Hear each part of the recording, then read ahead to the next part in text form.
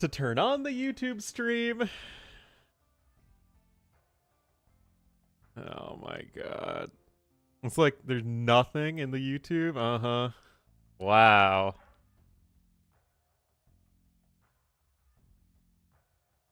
I'm such a freaking good streamer. Oh, look, the Palisades are on the bamboo. Twitch and Fodler's Discord. Something like that.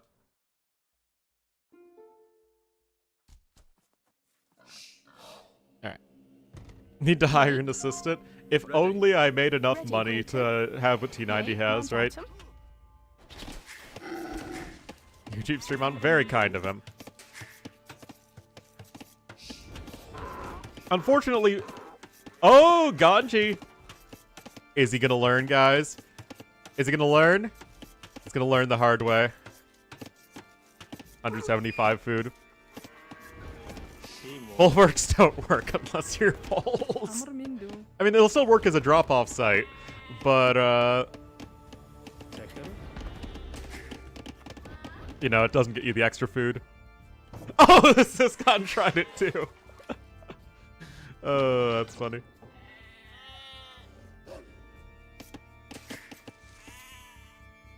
Tsundere approach.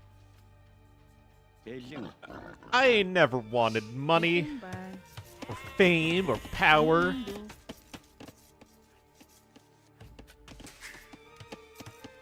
Well, it's still a 3-vil lead here for Siscon. His res are actually slightly behind. It is pretty wild.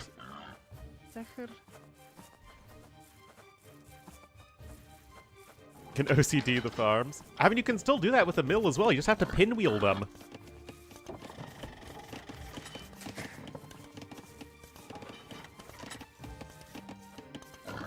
No, the piggy, the piggo.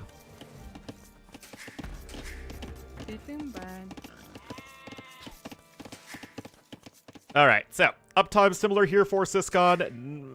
He's not really going to be able to FC, though. He's building a second barracks! Oh, my goodness.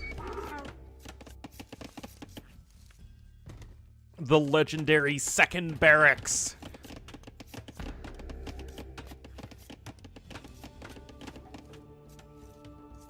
And the Stormy Dog. Wait, that's a very long-distance Ibex gathering. So, yeah, there's just not much stone on the map at all.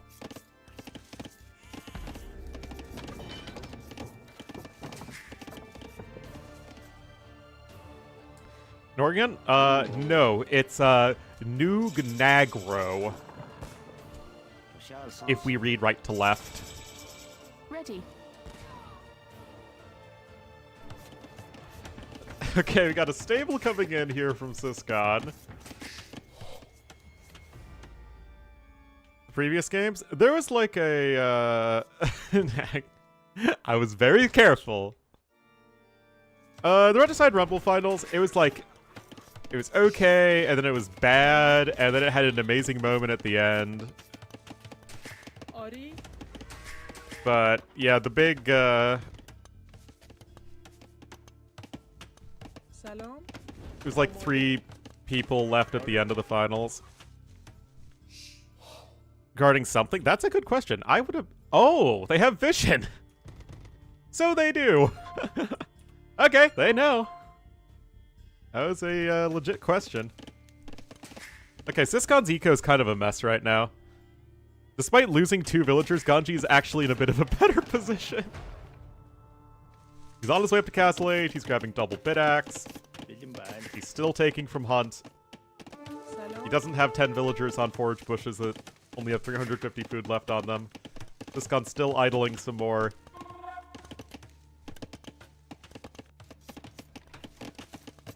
Mongols OP! Alright guys, here's the question. Should Ganji send a trade cart at Siscon?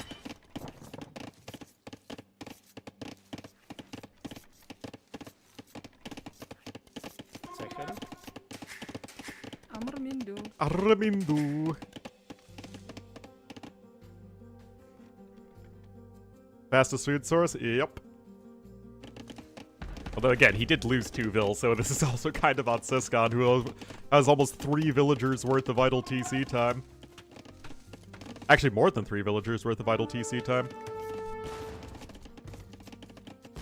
That said, Ganji lost all of his organ guns.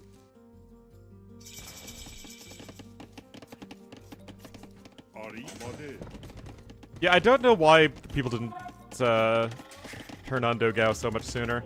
Alright, a monastery not coming in as Ganji just abandons the farm upon seeing how it doesn't work.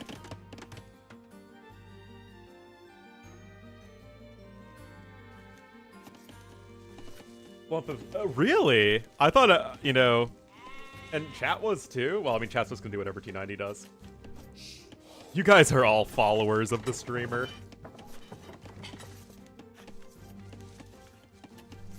Doesn't, well, I mean, the farm works, but it doesn't get the full Vark bonus. But yeah, I'm kind of surprised, because, like, I don't know, the whole schlump playstyle. I mean, but why were people such a big fan of Popovici when she did the exact same thing?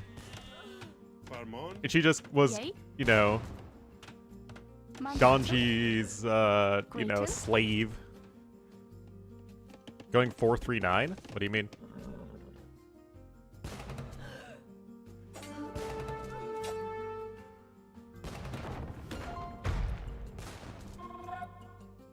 Scouts into knights? Is that 439? I mean, they want the middle. I mean, 25 relics is a lot. Besides, neither are making knights. Yay, Grayton. 3rd place, yeah. Ready.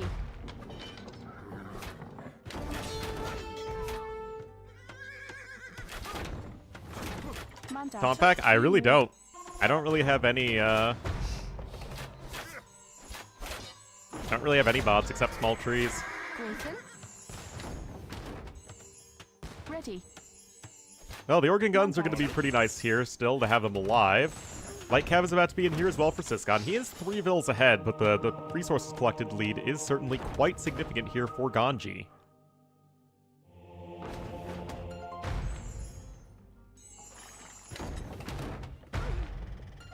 Instead, yeah.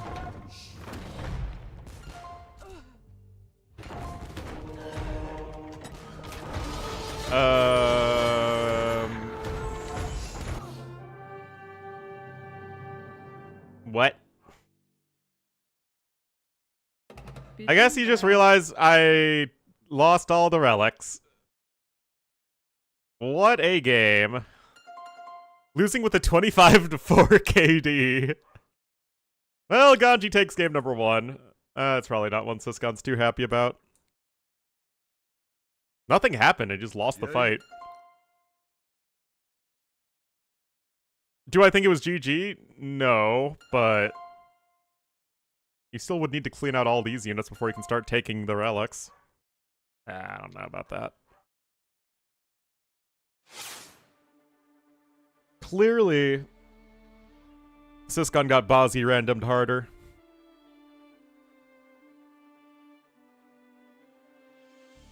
Excruciating detail? Nope, too late.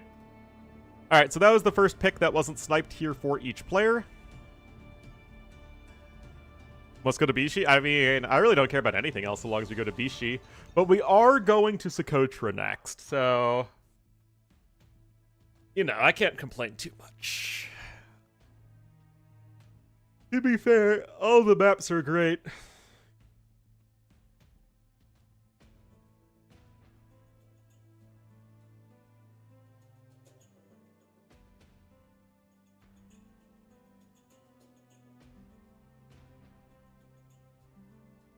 Alright.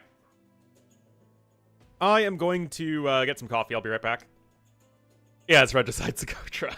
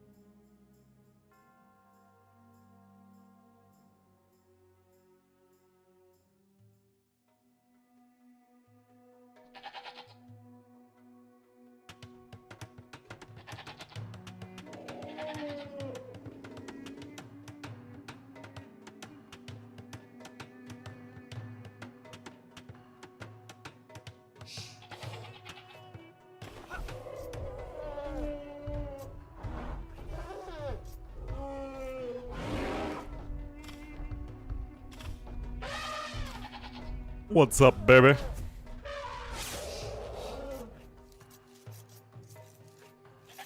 Alrighty. Ganji gonna be here in the blue as the Aramaeans. Just kidding, it's the Armenians. This isn't AoE 1. He'll be here to the west and to the east in the red as the Lithuanians. It will be Siskan. And good evening, Jam Vanderloof. Getting pretty late over there, isn't it? If I know anything about time zones, which I don't. Alright, the king, not afraid to get himself down and dirty. Those relics on YouTube that didn't play out. Oh, rip. Tragic. Tragic. Alright, you got a little bit of robot fighting over here. Loom was in a hair faster, it seems, for red, though, so Ganji's Vil in a bit of a precarious situation, and yet... Oh, the king block! Oh! Guys, do you think that king has the makings of a varsity athlete? We need fighting kings. Absolutely. That's a kill for Ganji.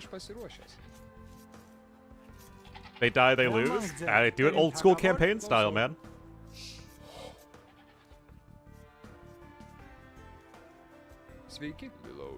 Well, that is just a straight up win here for Ganji. He's able to recover the low HP villager, and right now, Siskan out on the map trying to take some hunt. Loom? Yeah, it's pretty wild. He did lose a lot of scout HP though, so that's sort of a necessary loss. Get himself dirty. Maybe the king has a kink. Or maybe your kink is kings. Maybe there is a very special section on a certain website that is all about kings and people dressed up as royalty. The Sheriff of Nottingham? Well, the Sheriff of Nottingham is a longswordsman, if I recall correctly. I don't remember his attack, though. Sweet Jean, I shall avenge thee. Man, they don't say things like "thee" anymore in AoE campaigns. The more classical writing style, or even faux classical writing style of the AOC campaigns, so much better.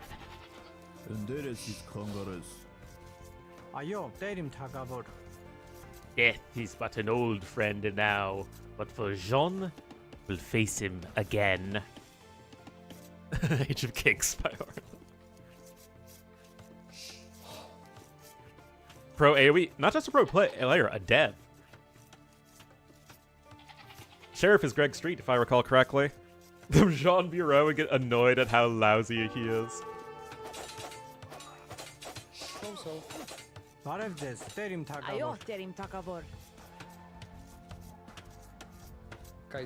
Oh, the king watching the peasants hunt. He might be just a little bit. He still outranges TCs.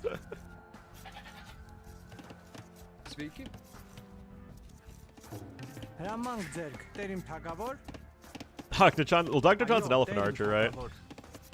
Anyway, Ganji is taking his hunt over there with his Armenian mule cart.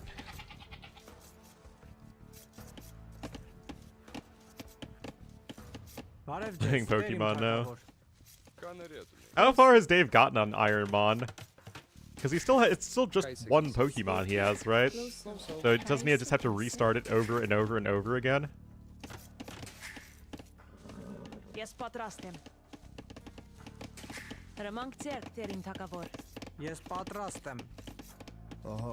Oh.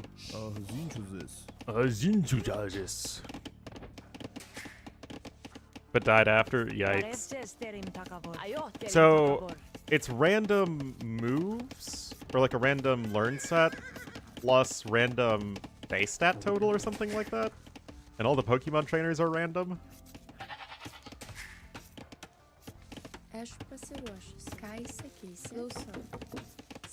I want to get back into Nuzlocking though myself.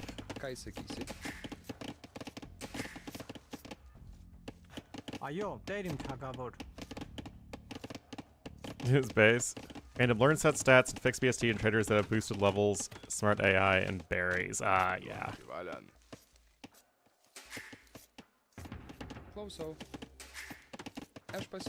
It'd be nice to know, like, do you know your base stat total, like, going into it? Or do you just kind of have to figure it out by leveling up? You can heal with the citrus. Yeah, early game citrus berry is healing like 2/3 of its HP. 바랩제스 때림 다가볼. And I think they made it a percentage in the more newer games. Which reminds me, there's like the Lumio City Arceus that should be pretty fun. Or Legends Arceus, whatever. I really liked Legends Arceus. Tells you, okay. I'm sure that's helpful.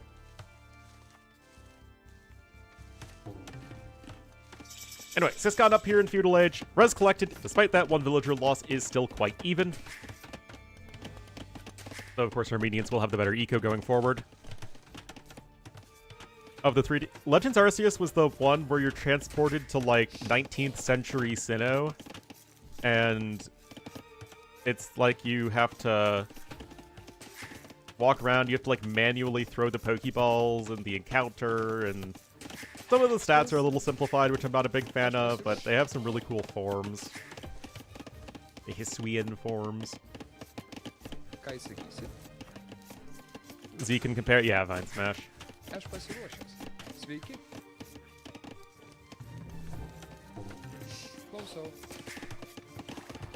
I actually enjoyed it. 15 months? Jeez. What Pokemon did they get?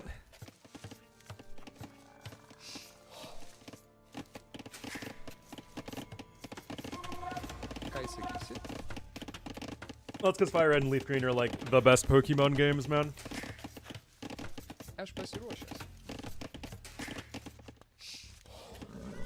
But I'm always going to be a shill for Gen 1 plus Gen 2.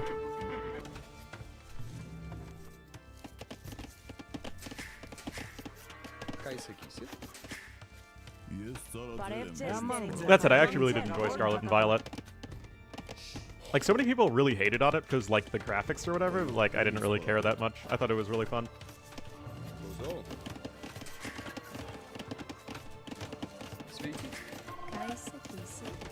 What Pokemon would I be? Well, my favorite Pokemon's Alakazam, but Alakazam is, like, very specifically, like, the smartest Pokemon, so obviously I can't really be Alakazam IRL. So I'd say I'd probably be a Bidoof. I feel like I give off very strong Bidoof energy. If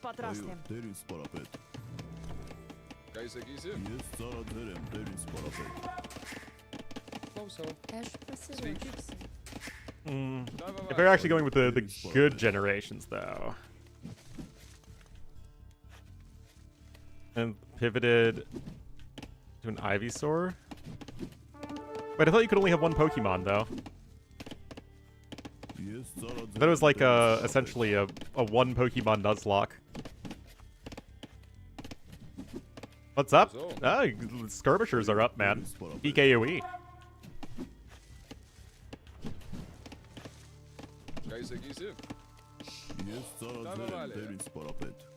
But I guess it doesn't really matter what Pokemon you have if the base stat totals and movesets are random. I guess it's just about the typing.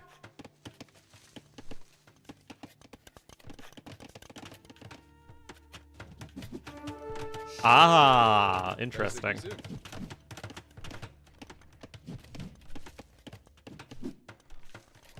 Will Truant? Oh no. Cracked Skirmsiv? Oh, that'd be too OP.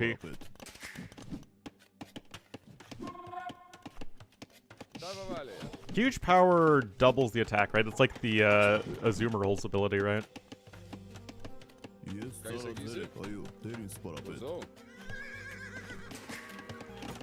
I'm a big fan of like Marowak, Cubone and Marowak. Some of my favorite ground types, getting the thick club. getting boomerang, even though it's like worse than earthquake, 때림 다가볼. but they're still cracked.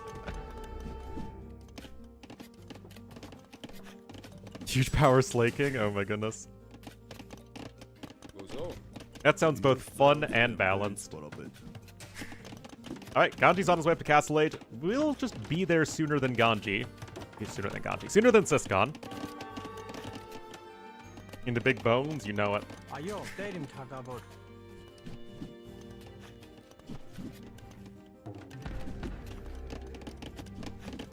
And Lechai. I mean, if we're looking at Fire Red, Leaf Green, the mathematically ideal team is Alakazam, Gengar, Lapras, Marowak, Dragonite, and then an Evolution. I think that's just mathematically how it goes. 때림 다가볼.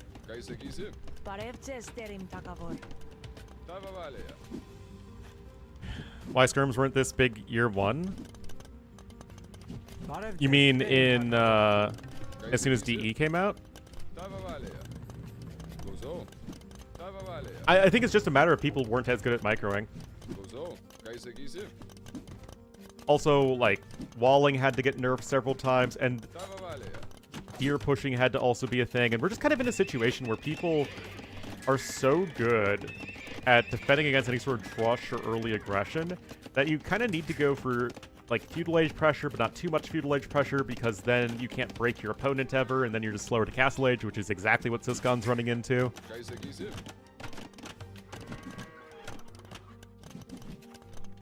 And who's winning? Well, Ganji is winning the series 1-0. This game is still quite even. Although, do you like Ganji's position a little bit more?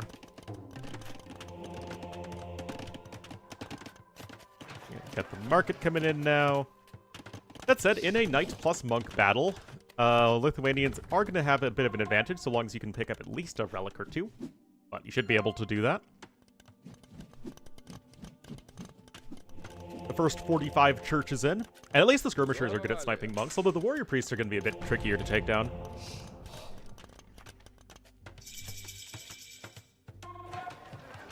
Oh, this hated Pikachu? I mean, Pikachu's is kind of meh. I mean, it's cute, right? But there are cuter Pokemon out there. Like Abra.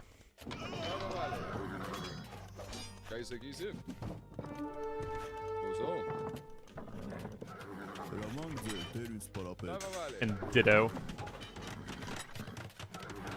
And Spheal. Alright, second fortified church here in on the high ground. That's going to be a nice position to secure. We do have bloodlines in here for red. The Gen 5 monkeys. There was no Generation 5. What are you talking about? They skipped right from Sinnoh to... Let's see, when did they start adding good Pokemon again?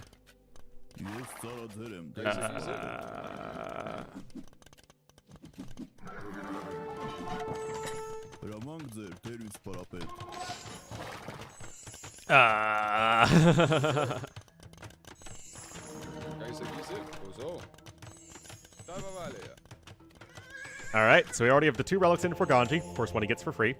That said, so long as you get just a couple relics here as Siscon, which I think he'll be able to do, the night battles will favor him. The resources collected are still even. I'm pretty sure you're stuck on 1 TC. I don't think it's sudden death. Or is it sudden death regicide? It might be sudden death regicide. Is good. To me, Gen 5 feels like they just tried to do a soft reset and redid a bunch of Gen 1 Pokemon. And then you couldn't catch the Gen 1 Pokemon, so it's just kind of, you're kind of stuck with the weird, slightly worse versions of all the Gen 1 Pokemon.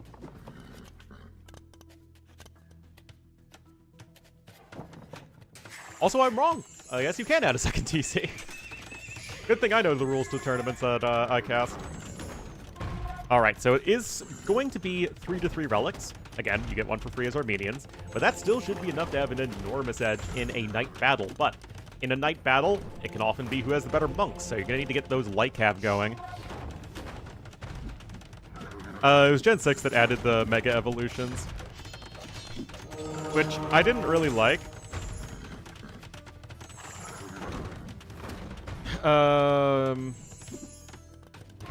And I still don't love it, but I still think the Mega Evolutions are more interesting than the freaking Z moves or Gigantamax or the terrestrializing. Like, those are all way more boring. Oh! Yeah, when I played Smogon, Landorus was very, very common.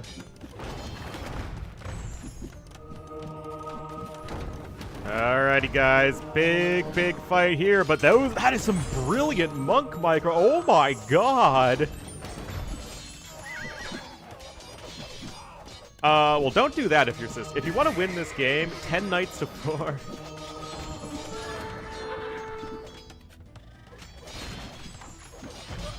That was very impressive. Very, very impressive indeed. And now, got the castle incoming, and it's just keep clouding. We indeed know who is the true. Oh, is the faith back yet? Oh no. Yikes. Big yikes. 8 conversions, and almost all of them were knights. Ganji doing work here.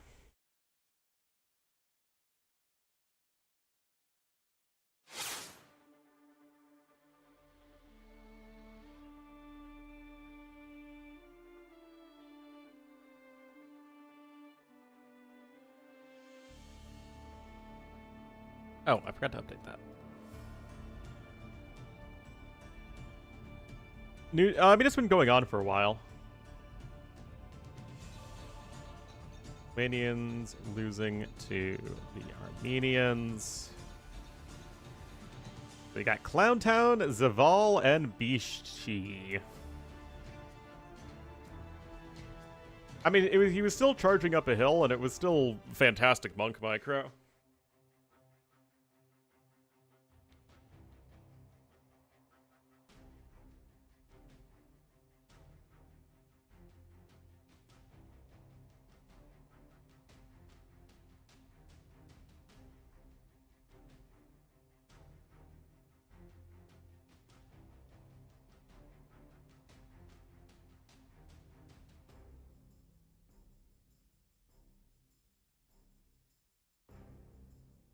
Good, well, congratulations, Fodler.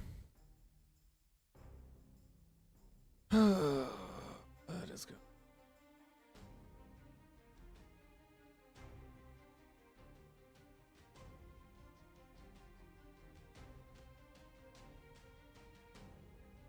Oh!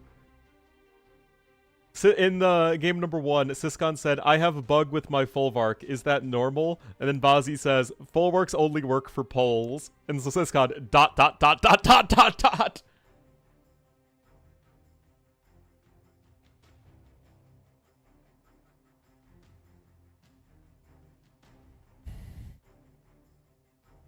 Rip Areno. Rip Areno.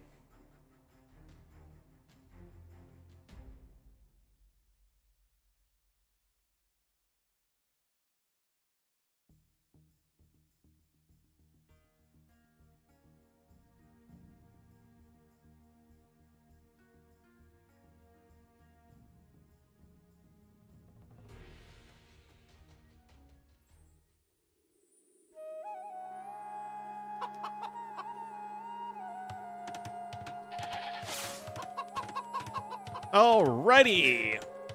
Game number 3 and Siscon's tournament life on the line. We'll have Siscon here in the yellow as the Italians, the southwest, and in the blue to the northeast as the Bengalese. It will be Ganji. Siscon could have gone Turks here.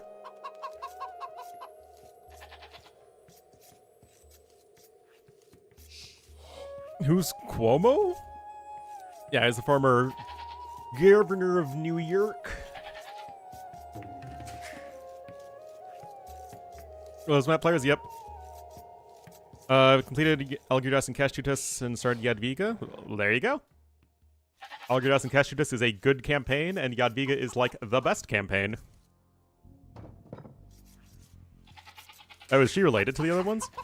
Governor of New York? Be very... well, he was a sex pest, which, in my opinion, should alone be disqualifying.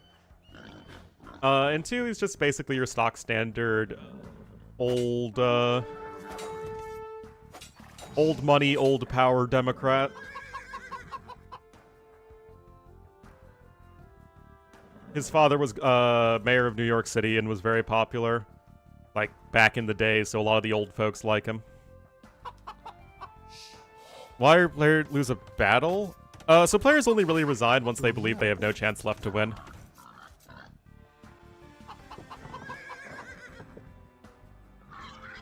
So it's really just once you come to that decision yourself, but obviously you play the game a lot, and most of the time when you resign, you should resign. He was a Republican? He is not a Republican. Hey. Like, again, old New York political machine Democrat. Adish. Hi. Hey. So, Bengalis versus Italians. This just feels to me like a low S-tier civ versus like a mid-A-tier civ. Because unless Italians are going against specifically Bohemians, where they are amazing, other than that, Italians are like, they're fine. They're decent, but they're not really top tier. You don't have the eco of the Bengalis, and although your timings are good, they're not like that great. Your monk play isn't quite as good. You don't have heresy yourself, so that's one way you can get an advantage over Bengalis in monk wars, is if you have heresy, but you don't here.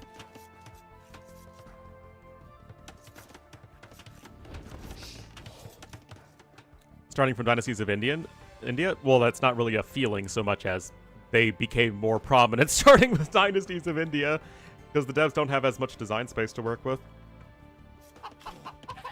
Yeah, this isn't really a Pyrotechnica type matchup. I mean, Genos can be very good against the Bengalis, for sure. But remember that your units do take a little less bonus damage, and the Bengali Elephant Archers are still probably pop efficient anyway. I mean, it's workable for Italians. I'm not saying that it's, you know, a civ loss or anything, but I would say you're at a bit of a disadvantage. Democratic stronghold in general? Well, it did shift a lot more Republican this go around, but yes, in general, it's a very big Democratic stronghold. Used to be. Well, I was just playing AOC Barbarossa before the stream started, and I was having a blast, so I was just having a good old time.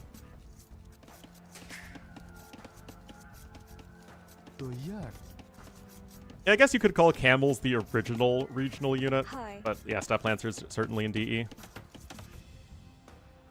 Numbers as Republicans, that's also true. But also, New York being so strongly Democrat is just a New York City thing, as the rest of the state's fairly red, as in Republican. It's just New York City. The New York City metro is a significant portion of New York State's population.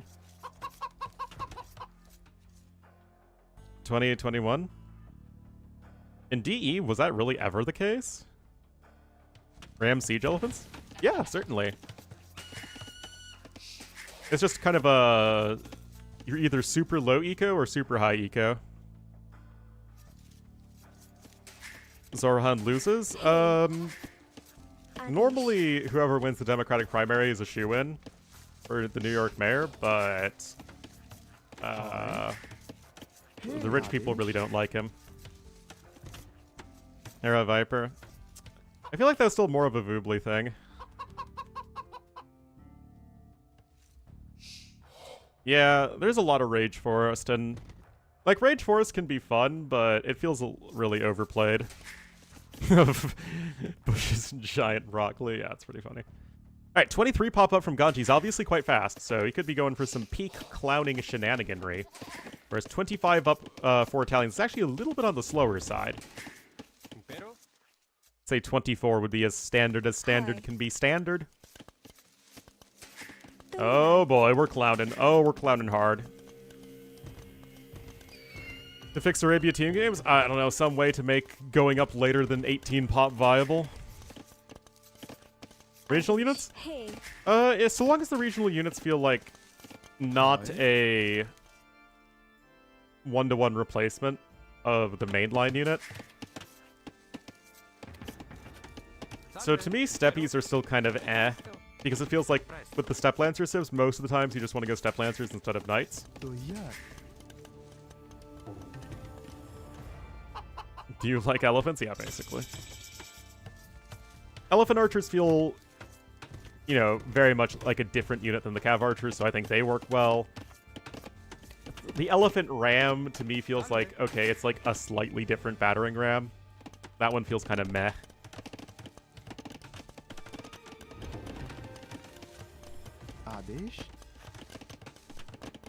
Those and knights? Well, I mean, the new step lancer civs don't have knights for that very reason.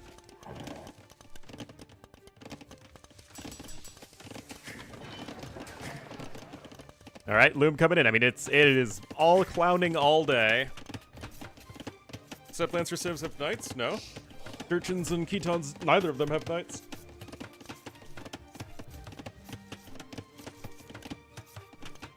Hence the newest step lancer.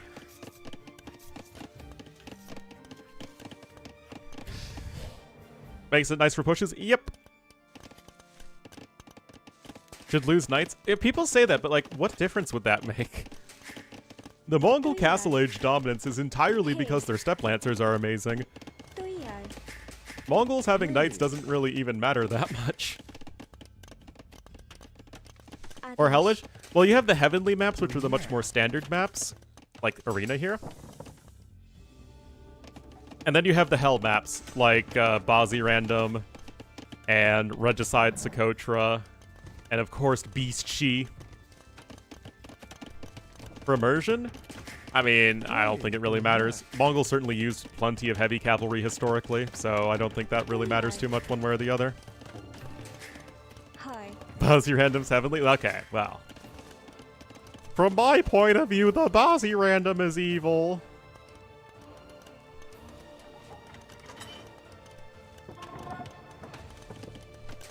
Well, Spearmen are on its way, and it's just going to be a standard light cav opening from Siscon. And he even went with a blacksmith instead of a market, which I guess means he can get to a siege workshop a little bit faster, but it's still going to be a tough call for him to defend against this with, again, a fairly generic civ. Hey. Hi. Even on the AoE2 ladder? Well, for 1v1's 7, right, at any given time. For team games, I think it's 9. Alright, Monastery's on their way. Defensive Monastery coming in here for Siscon. Light cav as well. Still, it is a 3-villager lead at this point for Ganji because of Loom. And he's got 4 spearmen. Arabia is true neutral. I mean, I think a lot of people would consider Arabia to be lawful good. Right. Alright, Siege Workshop coming in here as well. Pikeman upgrade. Okay, Ganji. Hi. Going with the pikers.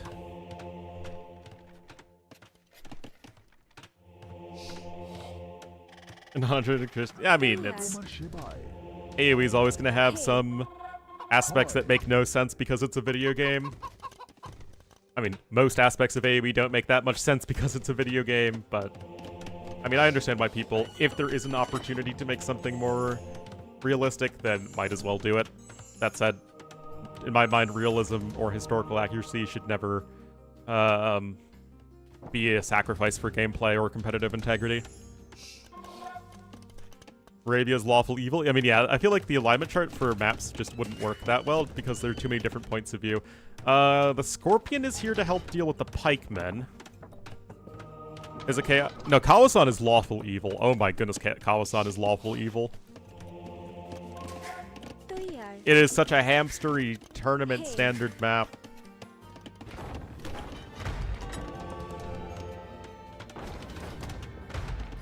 Sanctity on its way, and this push is looking scary. Mr. extra you can put in a Civ? Well, I mean, again, it's a video game.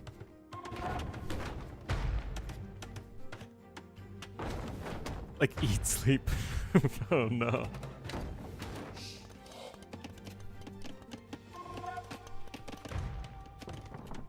Yeah, Bowsy random / hyper random are absolutely chaotic good.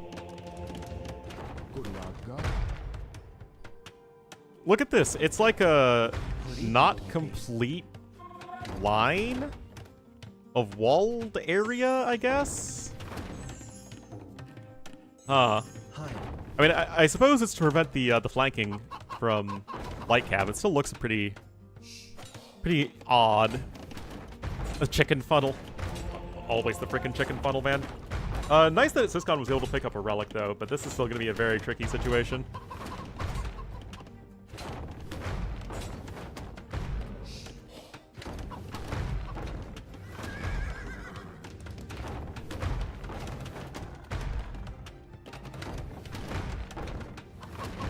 Up for redemption? More than redemption. I feel like he might need atonement. What are you doing? On Arena, I think that it might be dubious at best, but it was Syscon's #1 home map pick, so maybe he feels the most comfortable here out of all of these crazy maps.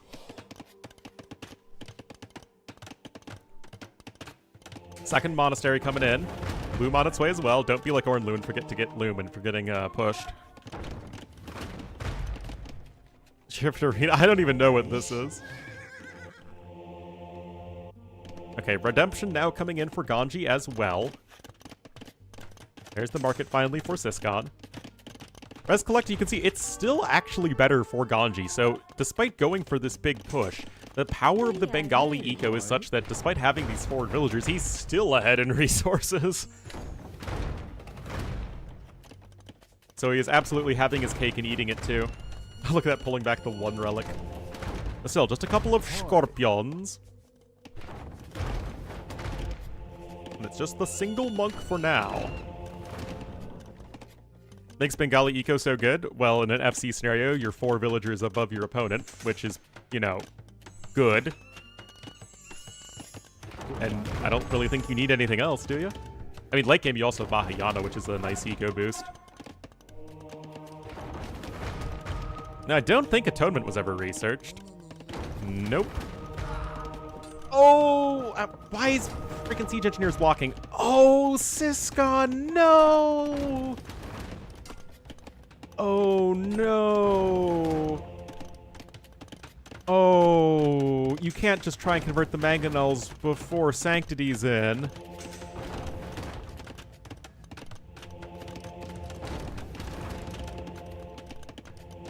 Every time we see Redemption before Sanctity, man. Now Atonement's going to be in for the next fight, and this is going to be so much worse for Syscon. Now, that monk is at least going to go out, but you're going to need to get some big boy conversions if you're going to have any hope here. Is Relic? Well, you know, silver linings and all that.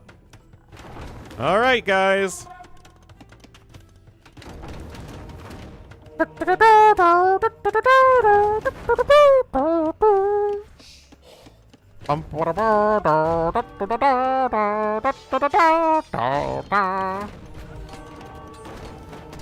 Why would you do that? Oh, no. Okay. Well done by Syscon. Just delete. Oh, my... Guys. Can someone please enlighten me as to what a Vietnamese villager would call Syscon there?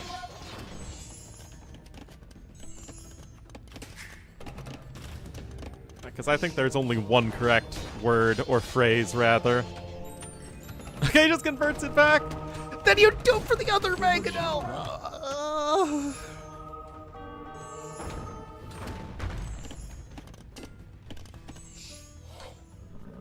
Oh boy, I mean, the thing is, Syscon still has a chance.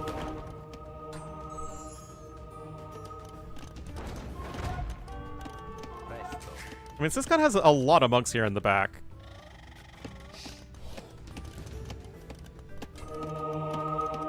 Devotion's in on both sides.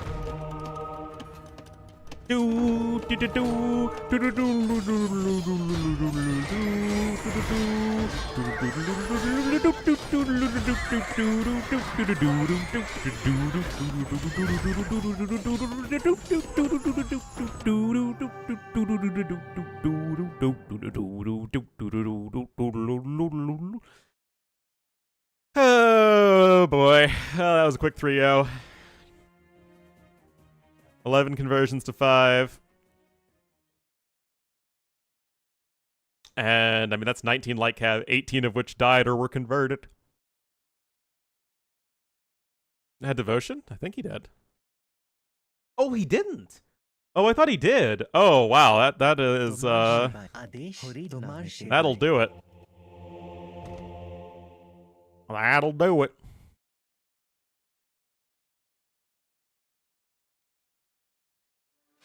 He must have canceled it or something. Either that or I'm just insane and thought he was getting it and then he wasn't getting it. Yeah, it wasn't a great fight, that's for sure.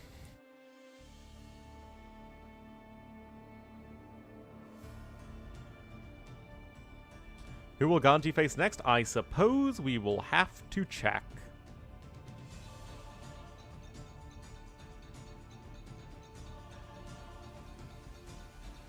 So we actually don't have ACCM versus running for another hour.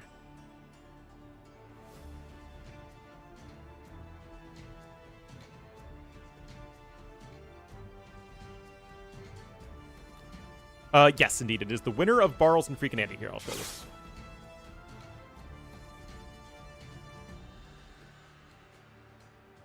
So we now have Ganji in the semifinals after 3-0ing Siscon, 3-0ing Sato. The double French kill. Only losing 1 game to FedEx so far on Bozzy Random. But yeah, Barles Andy is great. They usually play very well against each other.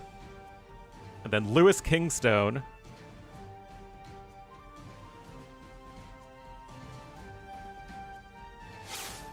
Bodler Bucket T West.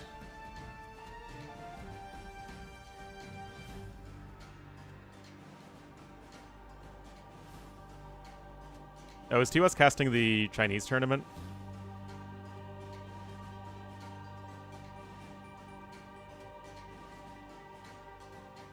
Yeah, it looks like he is.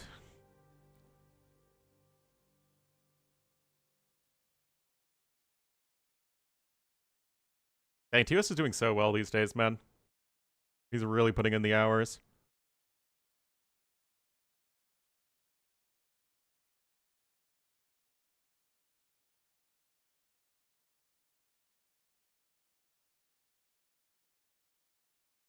The latent audience. Well, even without that, like, he's still, like, one of the bigger English casters now. Yes, he did. So, I guess, we should do the same thing. Not like there's really a whole lot else we can do.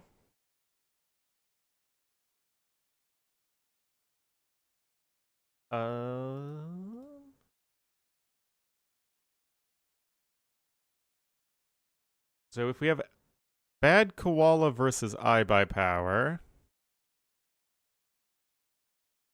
But I do need to find them.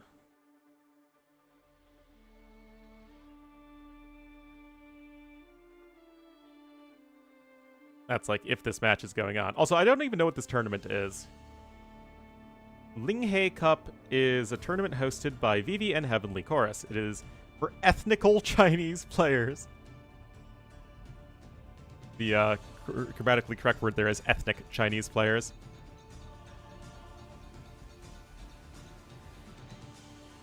So we got people from China, we got people from Hong Kong, we got Taiwan, and Daniel.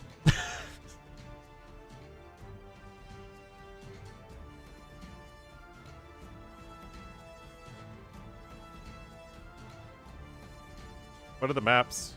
Okay, you're just rehashing Warlords again. Again.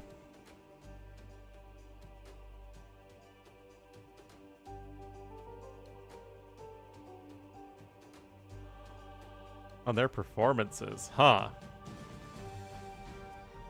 Additionally, players can earn bonuses. The three judges, Yo, Vivi, and Cloud, will give players points based on their performance.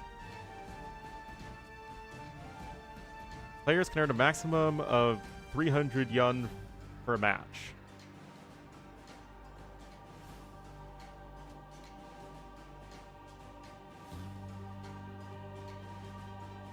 I have no idea what that means, guys.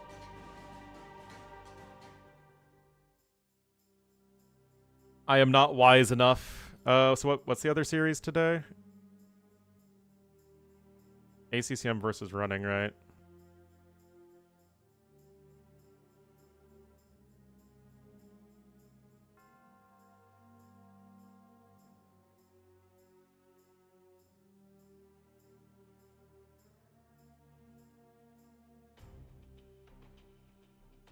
All right.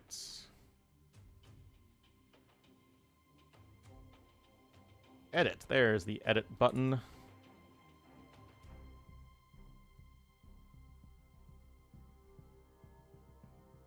So, oh geez, who's who? I really should have learned Chinese. Well, I mean, the thing with learning Chinese is that it's a lot better if you start at a much younger age, but only the very wealthy places, at least in the Chicago area, offer it. Because in my, funding-deprived school system, we didn't even have languages until middle school. We even had, art and gym and stuff like that cut. But it's okay. Now it's all going to be cut even more.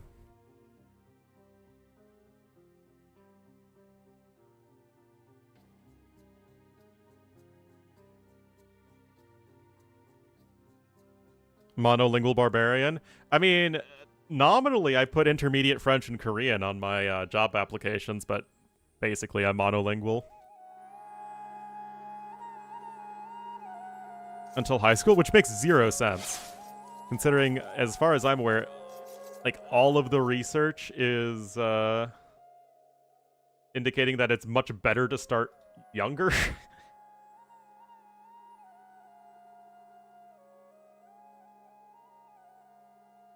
Linghe Cup. Alright, so who's who? I by Power is in purple and Bad Koala is in blue. So let's just set this up.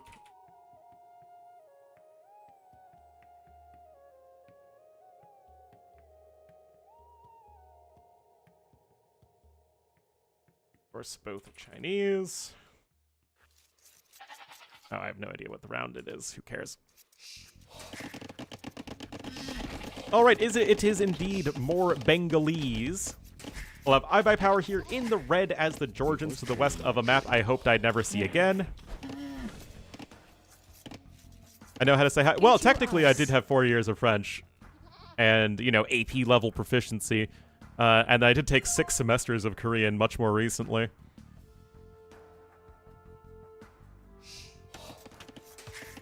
Adish. Adish?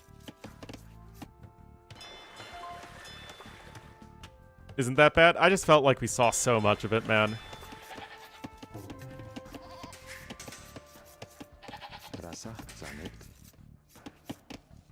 I mean, it still plays out like a hybrid map. So, Bengalis, Georgians, both going to be good in that front. Georgians able to go to the water nice and early with their free mule cart, just saving those early resources, and then beyond that, it's still mostly a land map, so Georgians are great there. There's also a ton of stone, which makes Georgians very happy. And then Bad Koala. And Bengalis... So the thing with Bengalis is they are good at the hybrid aspect, and they are generally happy that they have more time and space with which to boom up. That said... I don't like Bengalis on maps with a super long rush distance because their armies are so slow.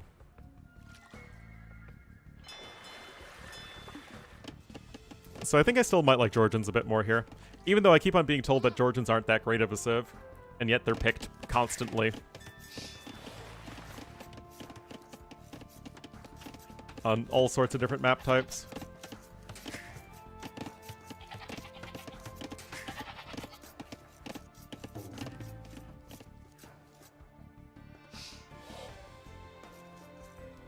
The budget? I don't know anything about tech, man. Zaars.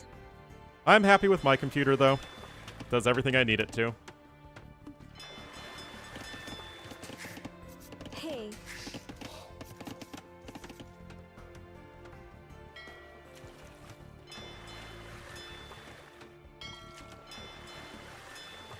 So, at the moment, iBuyPower actually did get his third fishing ship out a little bit faster, although he does not have another one queued up. Literally just as I say that, he queues up another one.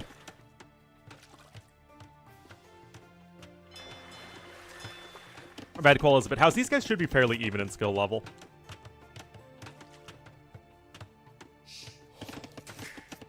Oh yeah, it's 1-to-1. Forget who won which game, but it's 1-to-1. Hi. Hi.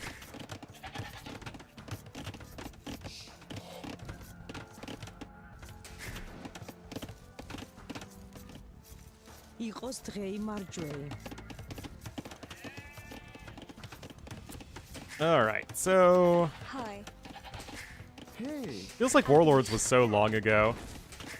To yaar. Oh, Bad Koala is going to go for the Rathas. To yaar. Okay, well, that's something that we have seen play out with some degree of success on this map before.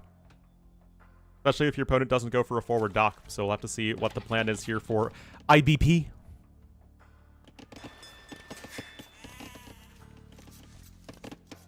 Hey.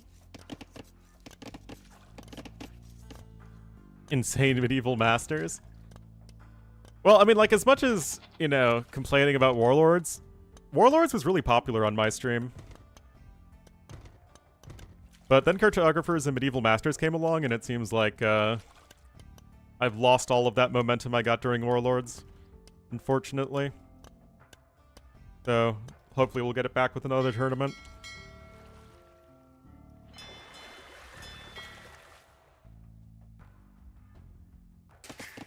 Well, iBuyPower is going to be up to Feudal Age, and honestly, he could go for his own even faster Castle Age. Very nice early game.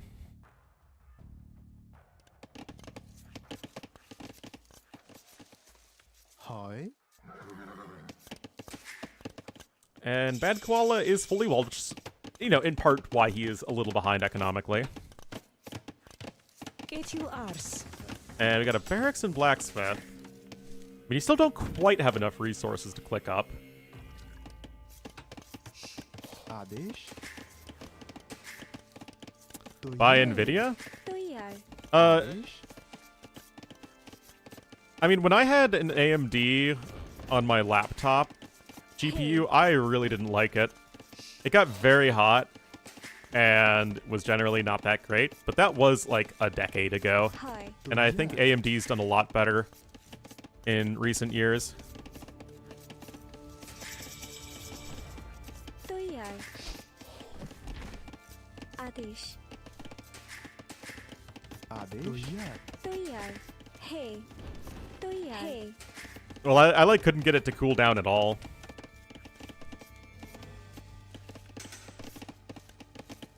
It's a laptop? Hey. Well, it's what my experience was.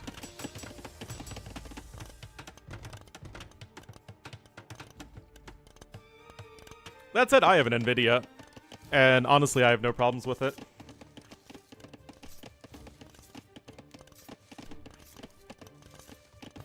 What's my card? Ba-da-ba-ba-ba-ba-ba. Oh, I have to go to...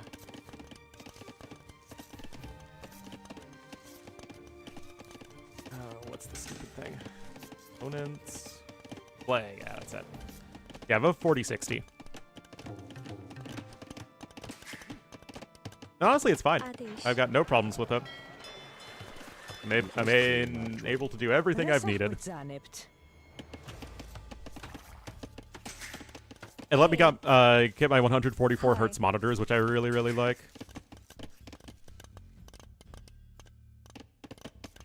Hi. Adesh.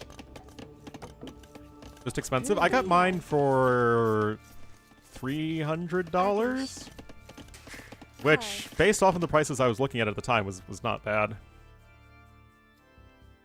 I saw the comparable AMD one was, I think, even a little more expensive. Anyway, iBuyPower is going CA. Obviously, nothing has happened in this game. Still a little bit in a better spot economically. That's going to be a very nice fortified church.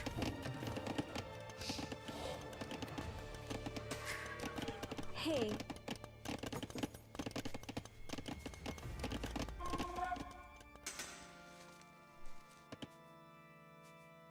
Hi. So, castle likely going to go right around there. Oh, that's even a little far forward. First CA are charging out across the map, although I guess the castle should be up in time. तो यार हाय Hi. तो यार आदेश Adesh. तो यार Alright, CA are here. Those walls are very unsuccessful. Oh, nice snipe on the low HP Vil. Oh, nicely done here from iBuyPower. Adesh I buy power, you buy power, we all buy power. Hi. So, that's gonna be 2 dead Vils.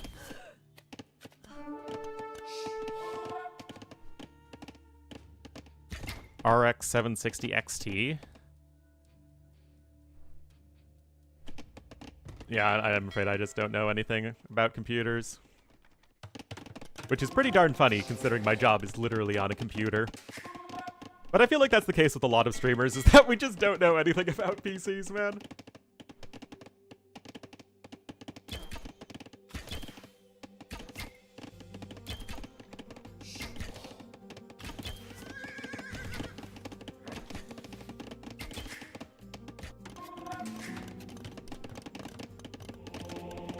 Oh, that's such a good fortified church. Getting you that value. I mean, iBuyPower with a huge resources collected advantage. And these Ratha are probably going to be fairly underwhelming. Usually the advantage of going for this play is if you're up to castle age faster, which has simply not been the case since iBuyPower never felt like he was under any pressure.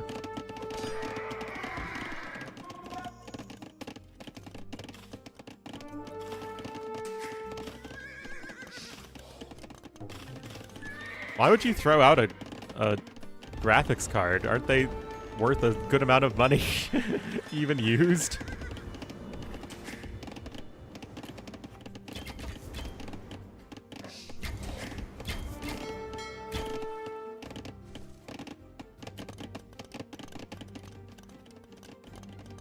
Second, I mean, I imagine it would be sold on the second-hand market because you could still get a decent amount of money for it.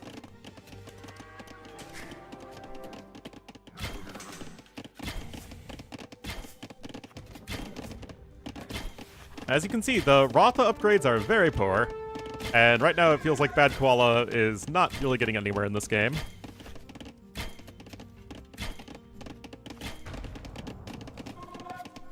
And so that's so expensive. Adesh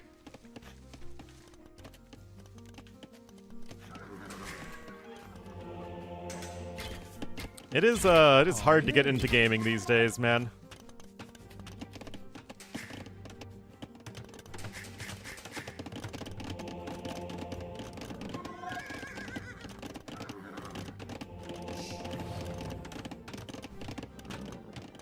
Well, second TC is at least on its way. The Cav Archer numbers are quite strong, and I mean, you're getting close to double the amount of CA as to Ratha. And with better upgrades anyway with Ballistics and Bodkin, I don't really see how iBuyPower struggles, even with a nominal villager deficit. तो यार He's still doing a little bit of harassment damage. Hi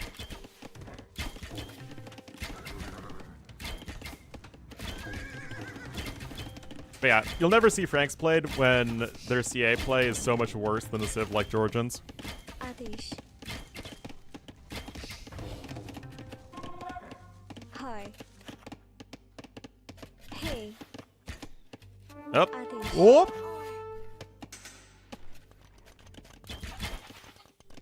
Bodkin's on its way, but again, the numbers... Well, actually, the Ratha numbers are very consistently coming out. Rothas beat CA? They do, but they're also a lot slower. And because iBuyPower has been working with a more efficient economy for so long, despite the villager numbers, we're kind of in a situation where you need to get out on the map and get something done as Bad Koala, and he's simply not able to do that.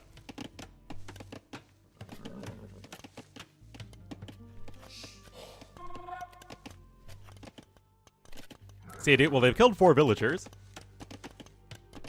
And you haven't lost anything, and Bad Koala has never gotten to the other side of the map. So, I'm gonna call that a win. Got Husbando on the way. Can see some fire ships at this point. We do have the fire galley and the demo all the way over there. Could try to punch in through that palisade. Of course, you do need to be careful of the demo. I'm not too sure about this, guys. Could lose another villager or two. Well, not the best targeting there, to be honest. Hey. Well, still gets 2. Hi. Oh no! Oh no! Duyar.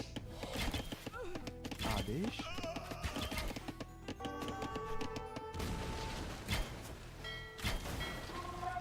Well, Red is gonna lose the Fisky Mothers. Oh dear. Well, again, he was trying to get on the map and get some damage done, and yeah, he sniped the fishing ships, but that's not the most important aspect of either player's eco at this stage. It's the Vills. The Vills.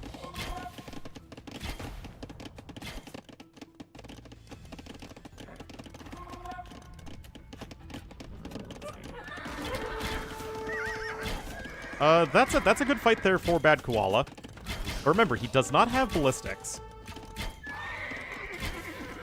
And yet, yes, Rothos beat Cav Archers.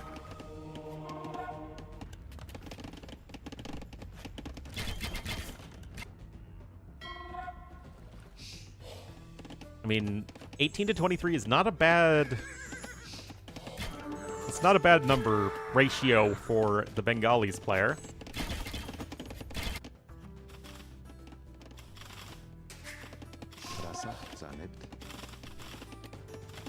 And there is ballistics.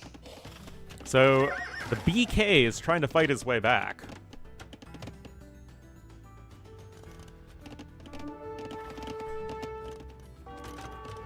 Cav Archers are still hanging around.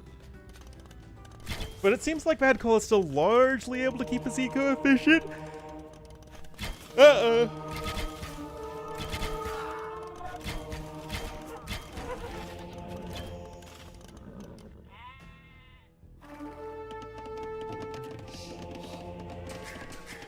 Imp on the way for iBuyPower, though. That could be huge. Again, it feels like iBuyPower has been behind in builds this entire game, but with Georgians and then not being raided as much, his eco has been so much more efficient.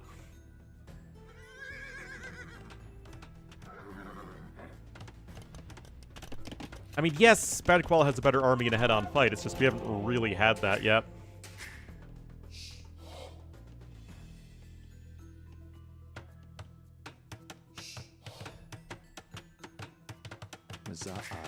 Get you arse.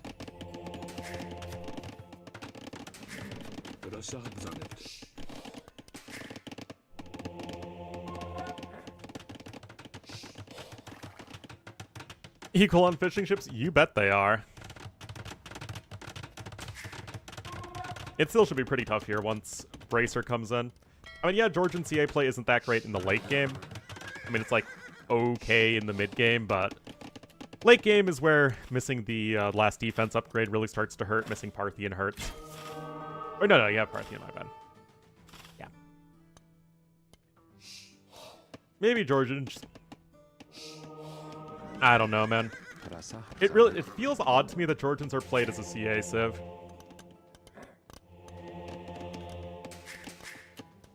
It's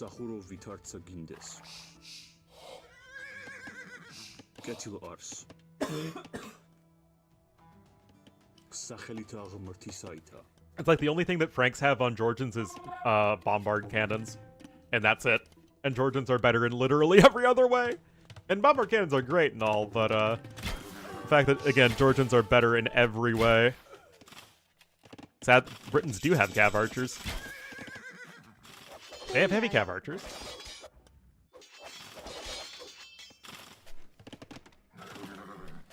Well, Bowsaw is coming in, but that's not an imp upgrade, and Bad Koala is going to try and drop the castle here. Okay, there's Bracer, but again, nothing's in yet. So you're still looking at a Castle Age army, and... Uh-oh. I mean, that's a lot of Rotha. Same Pierce Armor as a Knight. No chemistry, and that's going to be a lot of dead vills here for iBuy power. And this timing's brilliant. All the vills, they're able to build a lighting camp on the stone. And now what's your play here, iBuy power? You're behind by 20 population. You have 2 TCs that are being pressured by that castle. Got Bracer, which is great. And you also have the Imperial Age HP regen, which is another nice little aspect of being an imp here for Georgians!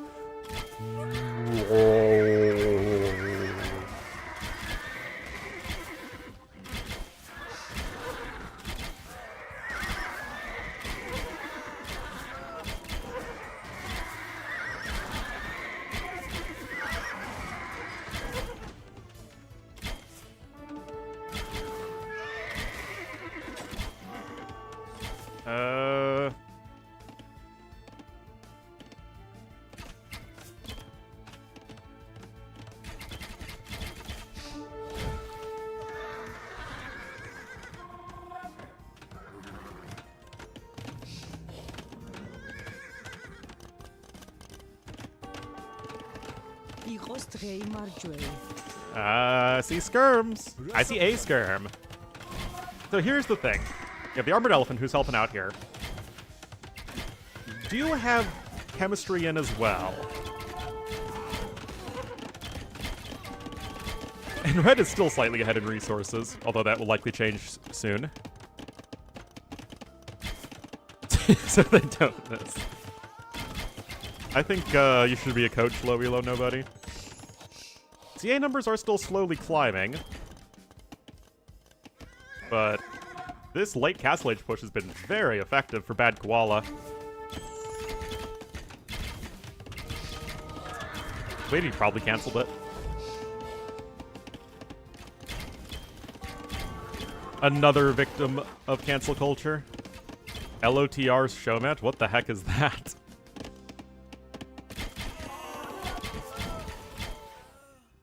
Not on Wikipedia, not something I know about.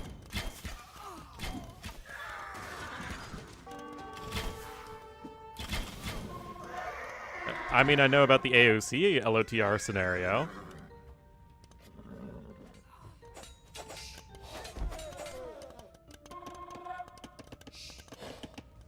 Parthian TikToks on the way. Are all playing right now?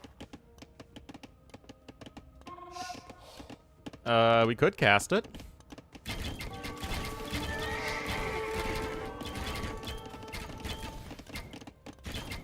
Well, do you want me to leave the game?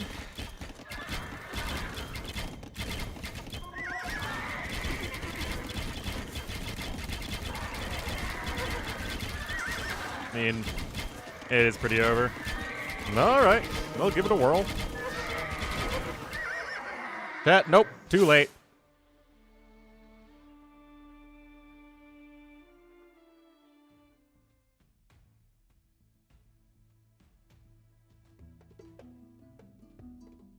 Now, I am a big LOTR nerd. So let's see if I can fill in all of the lore that we're about to see.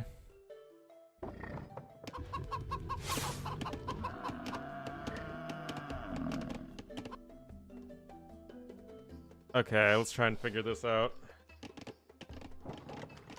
This is Minas Tirith, I think. Yeah, definitely Minas Tirith. Hey, why can't I click on this stuff? This would be Osgiliath. So it looks like Sito is playing as Gondor. I guess this is Kyr Andros. And Henethanun.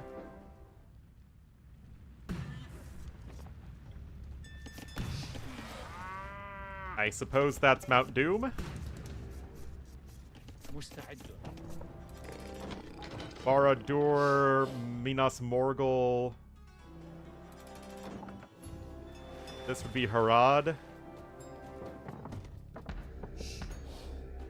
Yeah, this is definitely Mordor. There's the Black Gate.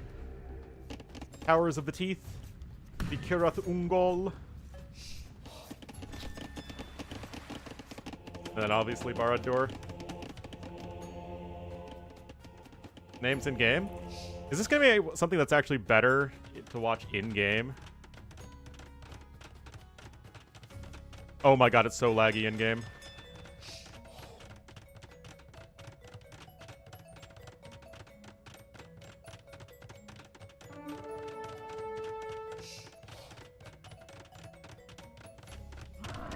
Okay, so this is Rune.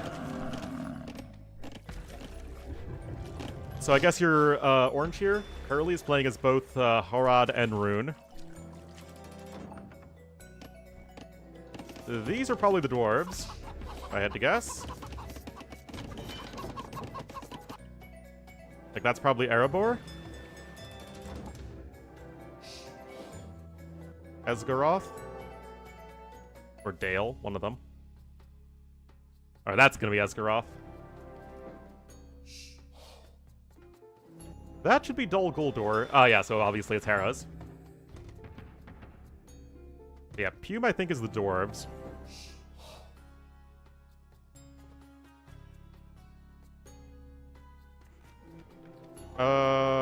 That is Mirkwood. The Thranduil's Hall. That's gonna be Lothlorien. Ah, Khazad-dûm! Love it.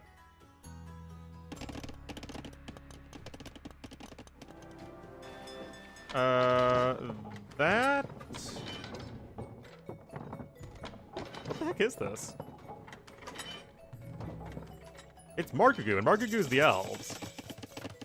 That's Linden. I guess this is Rivendell? Oh, this should be, Mythblond over here.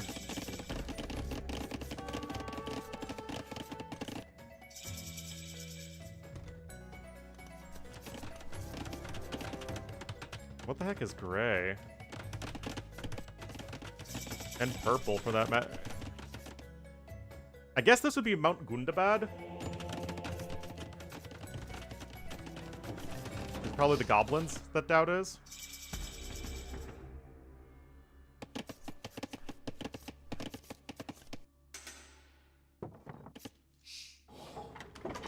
North and a bit west. Okay, we're gonna try and close Capture Age and see if that helps.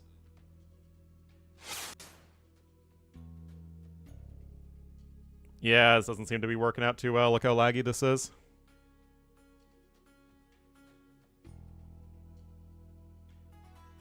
Can't even click on anything.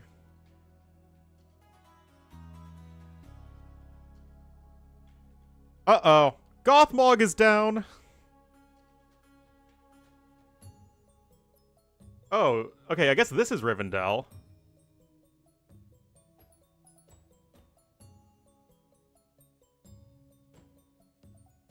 Wait, who's... Okay, so Markagoo's the elves. This is gonna be the Dwarven Halls in, the Arid Luin. No, I'm on normal playback speed. Or Arid Linden.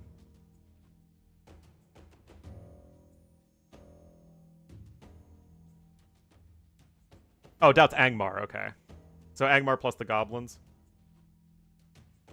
Mornamarth. I'm pretty well versed in LOTR lore, and I have no idea who that is.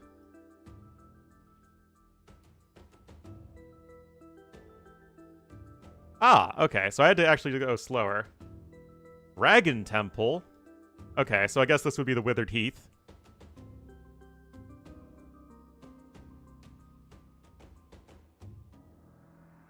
Yeah, Hera's Mordor. Very fitting for Hera. Yeah, this should be Dol Amroth. Or no, that's Pelargir. This is Dol Amroth.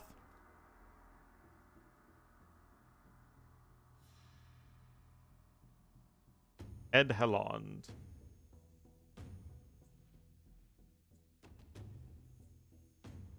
Ah, here's Rivendell. There's that should. Oh, that's Gandalf. There's Boromir. There's Gimli.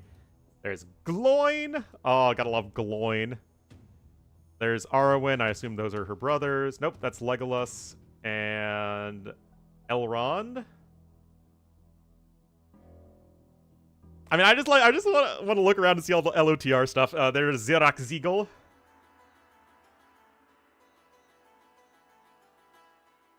Yeah, I mean, this I think is still Dol Guldur.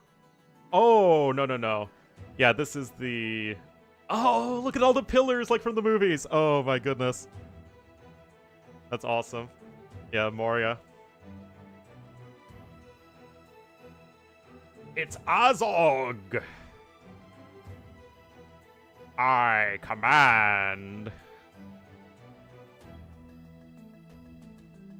Ah, Isengard. I was wondering where Isengard was. Yeah, here's Orthanc. Sharku? Saruman. A wizard should know better.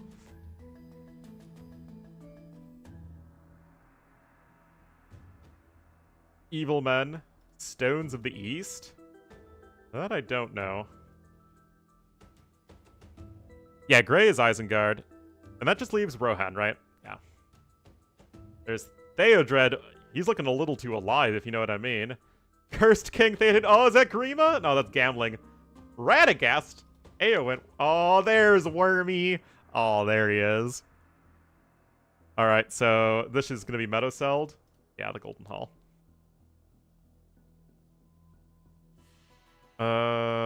That would be the Hornburg. Oh, there's the Deeping Coombe.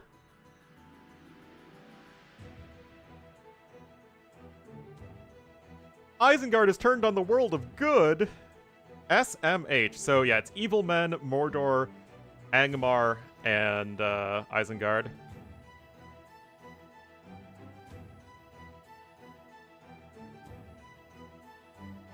Oh, it's the Dunedain.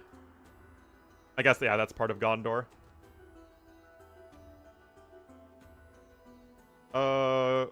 What is this? Is this Bree? Dunedain? Oh, probably Fornost?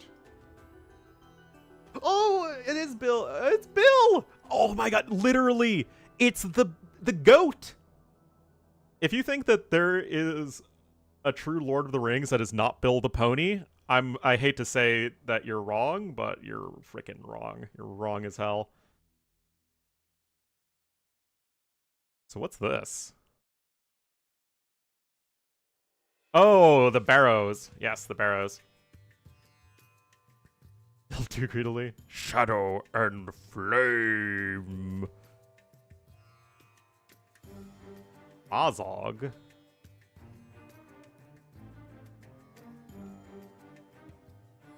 Orcrist and Gandalf wields Glamdrang. So, like, Dwarf Warrior? I don't think they have Weathertop. We don't go far west enough for that.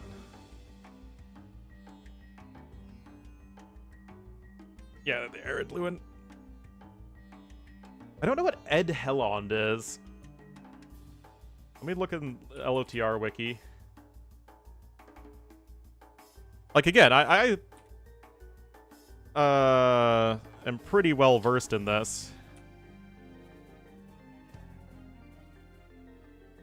Was an ancient harbor. What is this? Lord of the Rings stuff.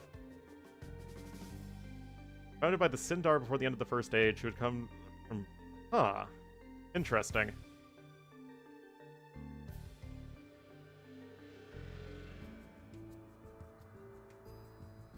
Andor, who came down Anduin. Amroth was lost. Oh, that's where Amroth. Okay. Catch up again. I don't know if that would be safe. It looks like I'm caught up to live gameplay.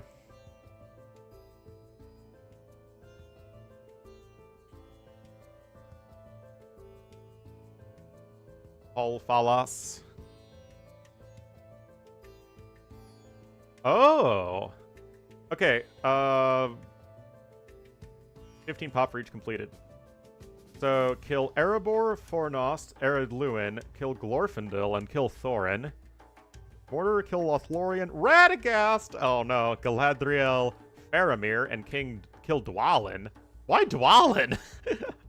Isengard, kill Haldir, Theodred, Snowborn, kill Helm's Deep, kill Boromir. Evil Men, kill Theoden, Eomer, kill Dol Amroth, kill Alborg, kill Dane Ironfoot.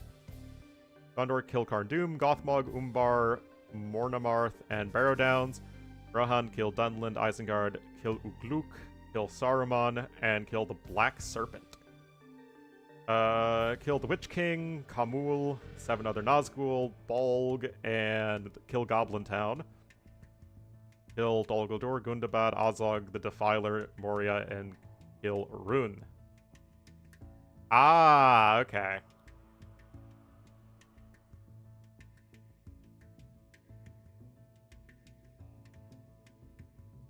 Okay, so I have no idea what these civs are actually playing out like, right? Oh, here's the fellowship. It's Frodo! Samwise! Gandalf! Oh, there's Glorfy. Good old Glorfy.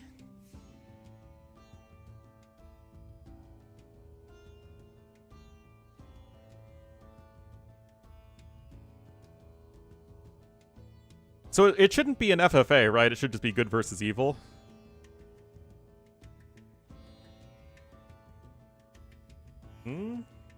Mithlond is running out of resources over here. House of the Noldor. Interesting. This is, I assume, is the Sea of Rune. Yeah, this is Dale. Oh, the Fountain of Dale. Armored Nomad Hunter. I mean, it's fancy CA. The hobbits are armed with barrow blades. Warg Rider. Send forth your Warg Riders. Oh, the Nazgul. Oh no! I mean, the Dwarf Warriors are very well armored, but can they withstand the Nazgul? I mean, the Elf Archers are pretty darn good. They have an insanely fast reload time.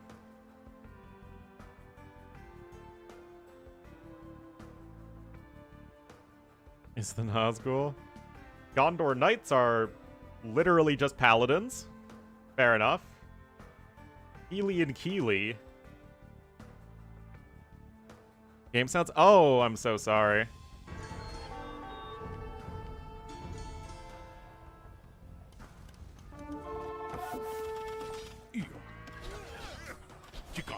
You trying to hang in there.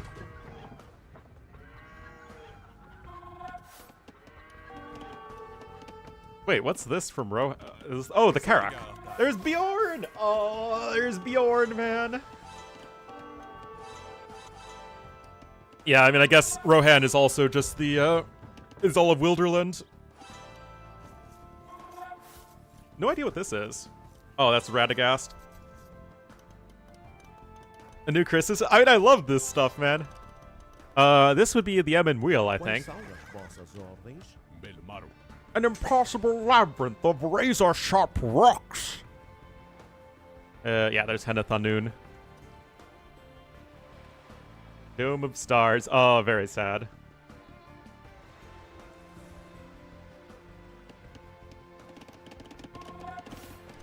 Nazgul has fallen.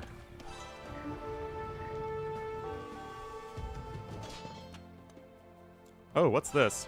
Oh, Ravenhill. Okay. Well, Margigu needs to send his Elvish warriors forward here.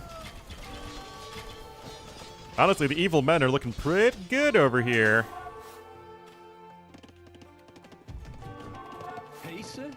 Elite Urukai.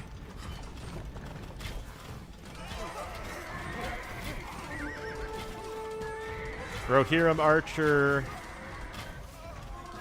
Rohirrim. Yeah, Helm's Deep.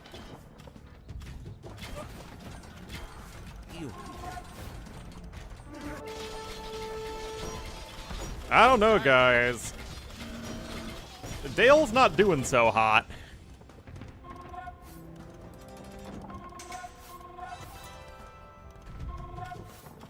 Oh no, it's not an RPG scenario. It's a full-blown thing.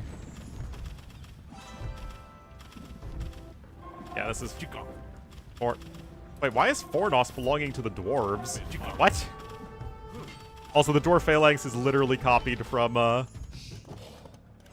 good old, Battle for Middle-earth. Kid. Angmar Sorcerer. Yeah, again, that's like straight up copied from Battle for Middle-earth. Siege Trolls. Trolls are elephants.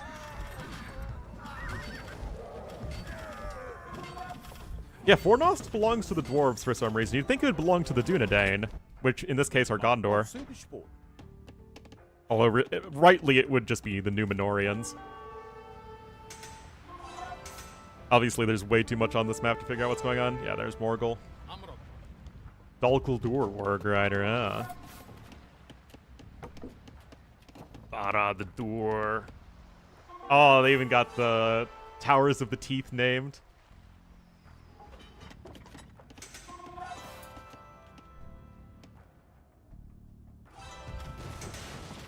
Oh, there's the stairs! There's Karath Ungol. Oh, is there Shelob? The Witch King. Uh-oh. Oh, there's Shelob! It's Furious the Monkey Boy!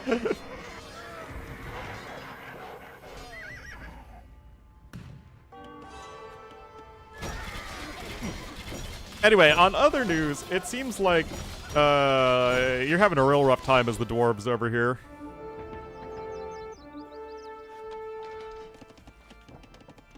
Oh, we're going to the Grey Havens, guys! Oh, we're assembling the Fellowship! Oh, it's Círdan! Fortress? Dale. Dale has fallen.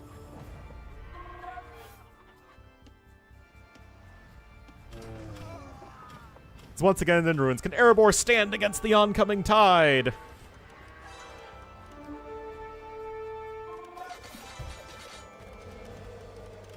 Elf Protector! Guys, I'm an Elf Protector.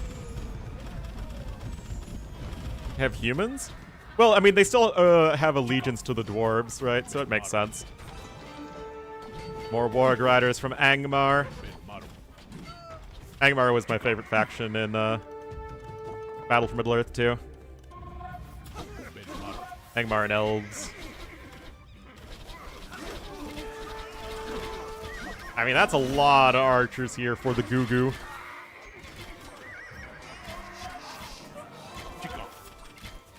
The phalanx will bring some order. Yeah, so the Warg Riders are basically just Imp Campbells with better stats.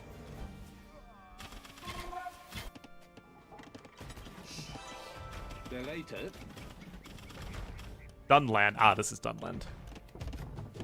I guess these are the Misty Mountains. Oh, the Watcher in the water.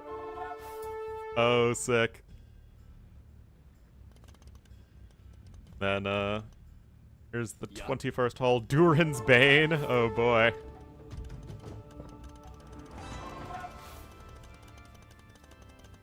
So I guess all of the evil factions get some gold income here. Except the... Oh, there's Goblin Town. There's the, Oh, there's a relic over there. The One Ring! Oh, because this is Gollum's Cave. Ah.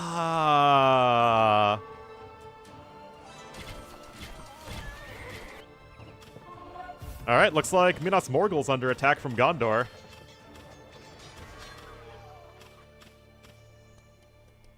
And don't worry, guys. I'll switch over back to the Heaven and Hell tournament. Meriadoc!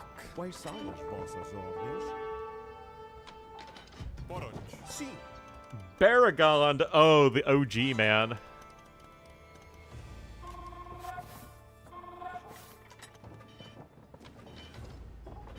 The Dwarf Fortress in the north?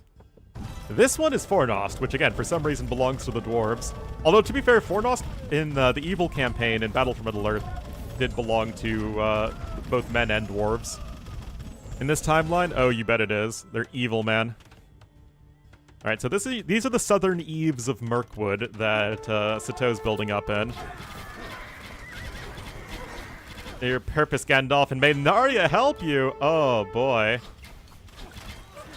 High Elves, but Círdan isn't one of the High Elves, man. Come on, man. He's just one of the Sindar.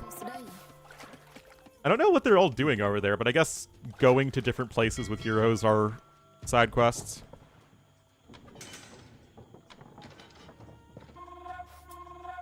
Citadel Barracks.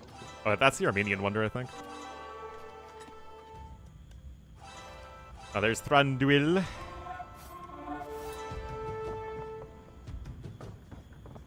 Yeah, it just says Mirkwood.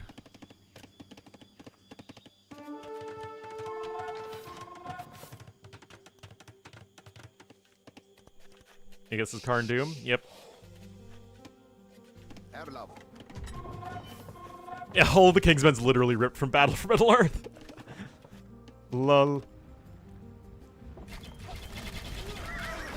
Mounted Elf Archer. Very, very fast reload time. And their stats are not otherwise quite as good as the Armored Nomad Hunter.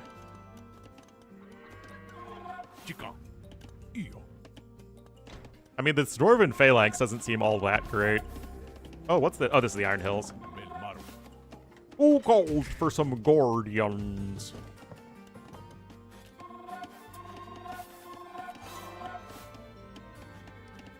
Yeah, this is, Arid Lewin.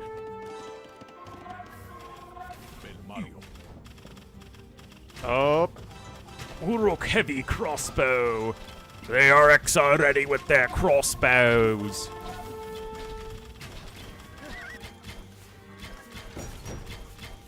Anyway, this forward base from Sato seems to be in danger near Mirkwood.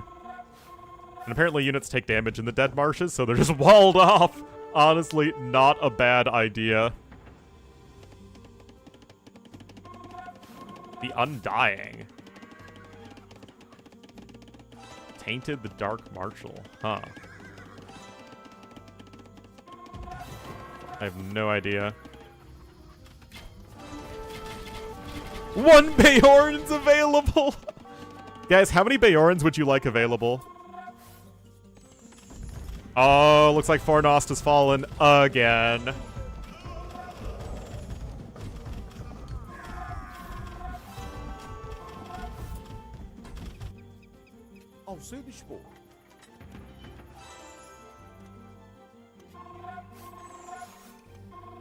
Poor cursed King Theoden.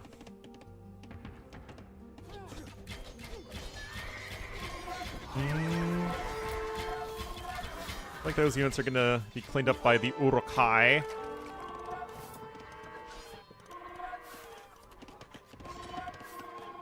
Oh wait, are there Ents? Oh, where's Fangorn? Treebeard, some call me.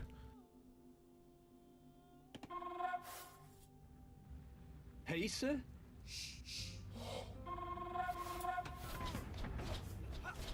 Well, I got more barracks coming in here from the dwarves.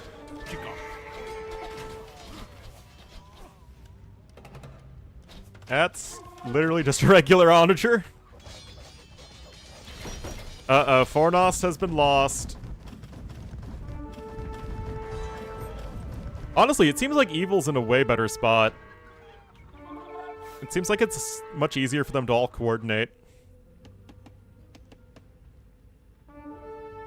Well, where's the prancing pony? Ah, there's the prancing pony. Wait, where's Tom Bombadillo, man?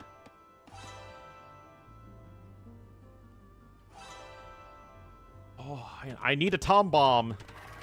Guys, where's my Tom Bomb? Belater. Wolfgar. This is Dunland.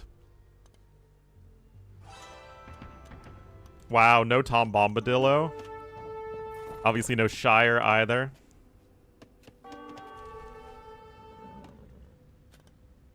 Bombadillo. Bombadillo.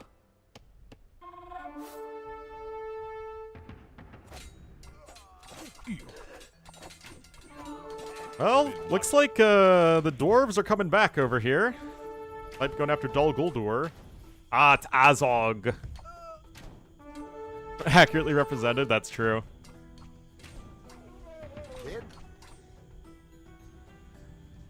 Oh, Lothlorien's under attack. There's Haldir and Galadriel. Is there Sauron? Ah, indeed, there is Sauron, but he can't move anywhere. Kind of stuck. Oh, he's actually a Gaia unit. Probably just so he doesn't take up a pop space when you can't use him.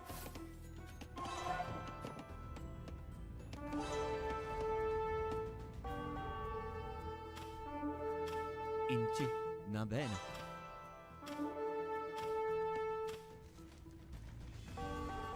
Well. We grow in number, we grow in strength. You will lead my armies. War is coming. Looks like he's taken over the Barrow Downs or something.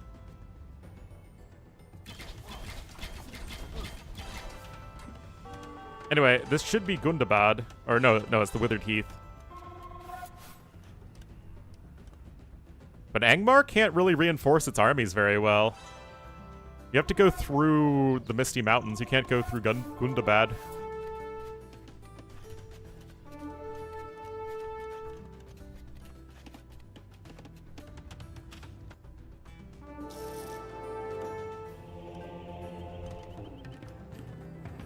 Old Esgaroth.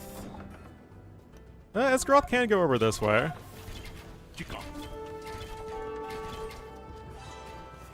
Oh, it's a lot of rams getting queued up here.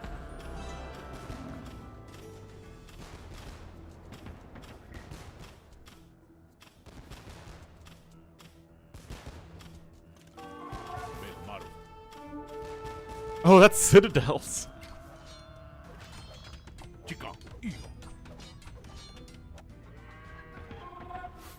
Quais são as vossas ordens? Well, Sim. swears fealty to Rohan. Oh, man.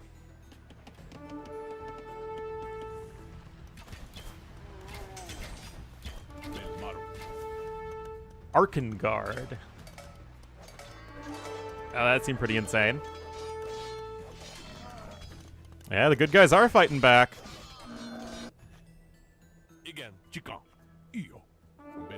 What are Gloin, Gimli, and Thorin doing here, man? Glorfindel and Arwen? And Pippin? Guys, why does Pippin have such good stats? I don't believe it. I don't believe you. No, this is a new one. Oh no! Lothlorien! No! Galadriel! The Golden Woods are no more!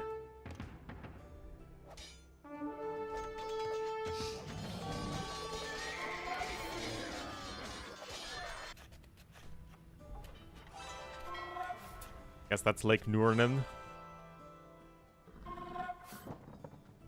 Ao seu dispor. I mean, there must be so much to keep track of for all these players.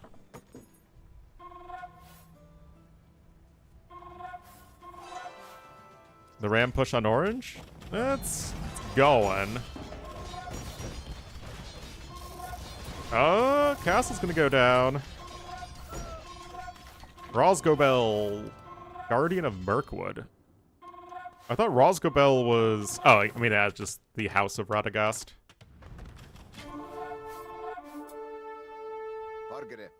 Guess Azog's chilling in Dol Guldur.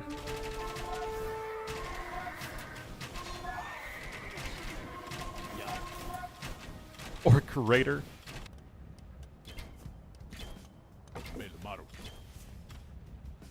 The castle stands. Or Bulgarian wonder, I suppose.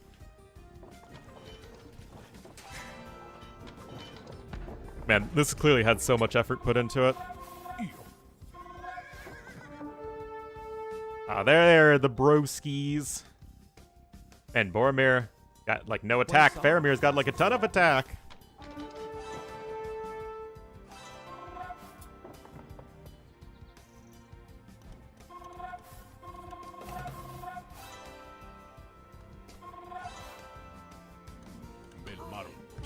Most of the work, yeah. Orc Overseer. Oh, but who gets to be saying where there's a whip, there's a way? Peasants! Oh no! The Rohan peasants!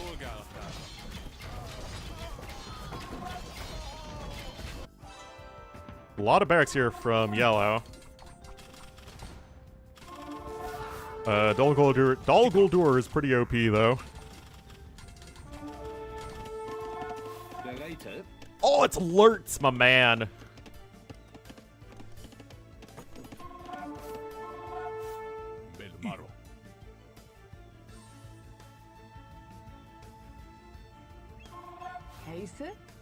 Goblin Archer. A Nazgul has fallen. Isengard? Oh, I think they're trying. This is quite the setup, though, from, Mandingilingo.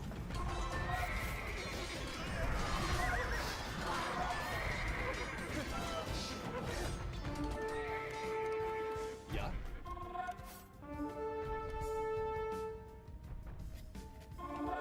That's a lot of long-distance shopping here from Morgugu. Eomer fights for Rohan. Blue's still sending dudes over this way.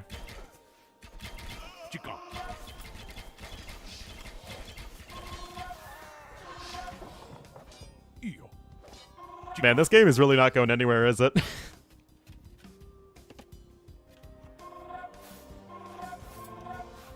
But yeah, I don't think Gollum is anywhere. Because we have Gollum's cave somewhere. Should be near Goblin Town. Yeah, I heard. Because there's the One Ring. Oh, wait! There he is! There he is! On his island! Perfect! Oh, he's right next to a fish!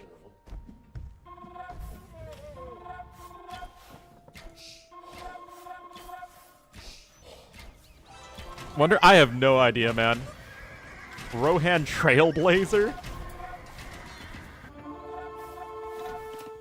Do I look like a guy who knows anything about what's going on?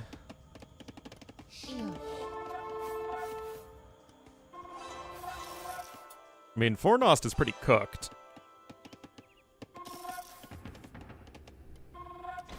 That's not doing too much for Mangard, though. Oh! Rip Boromir, man. It seems like the dwarves don't have Blast Furnace, which seems weird. Oh, the Barrow Whites. Also, how's the other ACCM versus running set going? Looks like they're drafting right now. We'll jump over into that. That's also possible. Elrond Aragorn led to Dunharrow.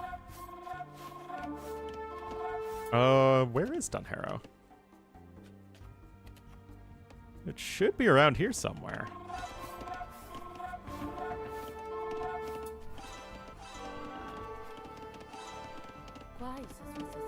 There's Minas Tirith. This, I guess, is just Anarion.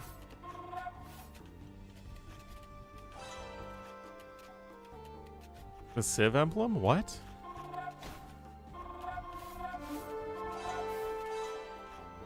no idea.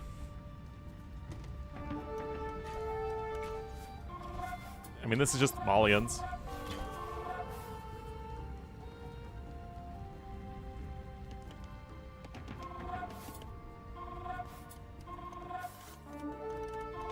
Oh, Bjorn hanging around still.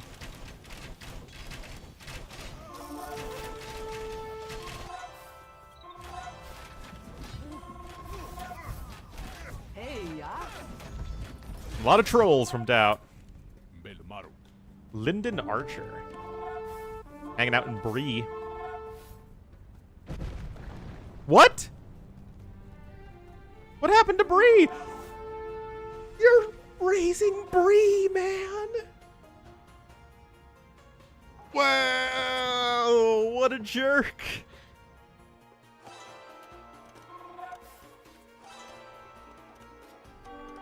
What a jerk.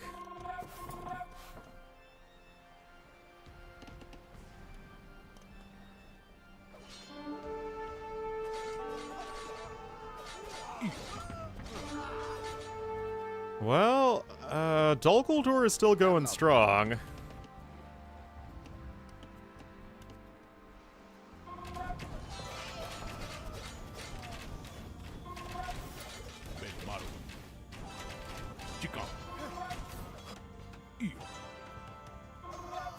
Uh-oh, the trolls are coming for Bree! Where did Bill the Pony go? Oh my, if they deleted Bill the Pony, I am not gonna be happy. The amount of disappointment I'll be is just immeasurable.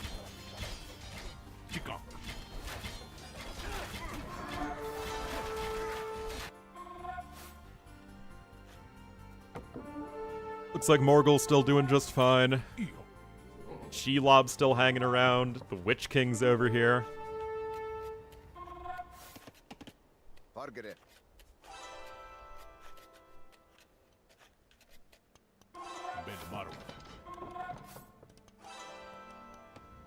So much stuff still happening.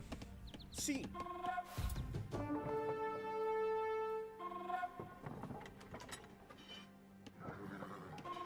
Units getting stuck.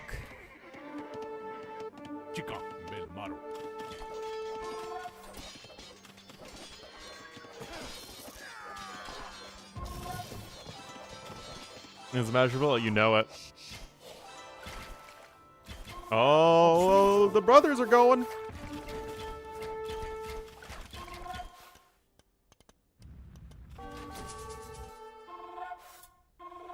Ah, the Black Serpent is the chieftain of the, or at least one of the chieftains of the Southrons. The King of Umbar. A lot of fishing in Umbar.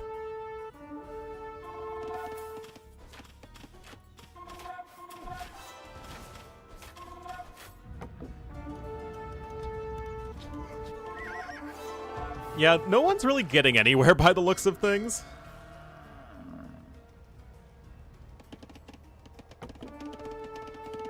One does not pathfind into Mordor, basically. Well, you can never forgive any death of Tristan the Elephant.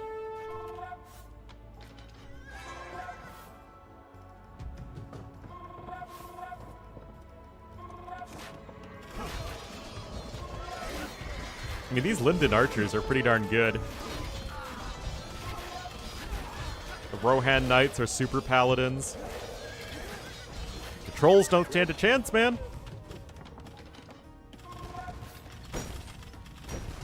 White Archer. Interesting.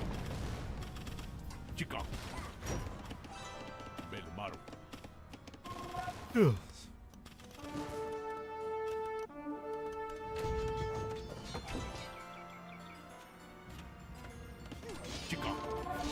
Just the elite Uruk-hai.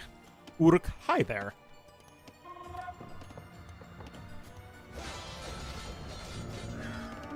I like how Harry, even in this custom scenario, is still spamming cavalry, as the prophecy foretells.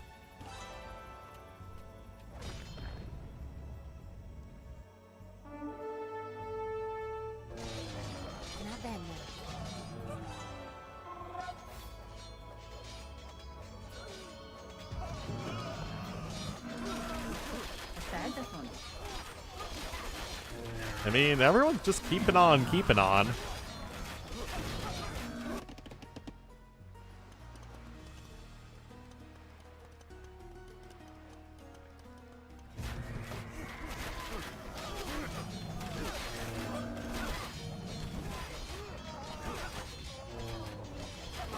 Up.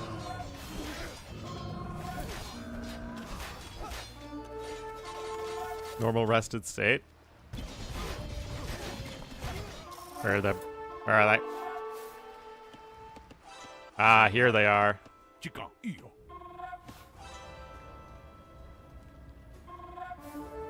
All right. Check AOE2CM.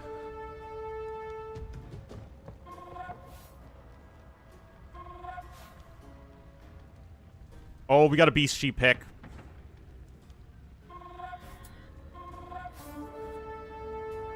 Okay, they've done their draft entirely, so hopefully they'll be getting into that one soon. A very zoomed-in game. That's just normal zoom. It's just a gigantic map. Anyway, I need more coffee, man. I'll be right back.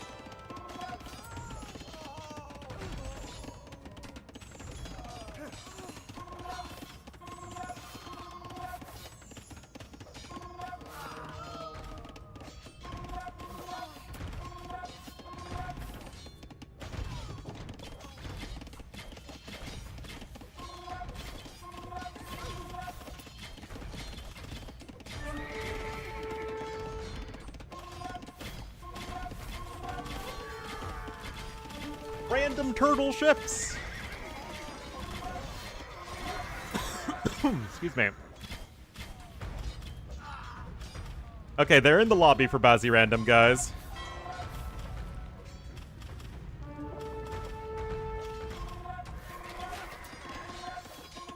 A Nazgul has fallen.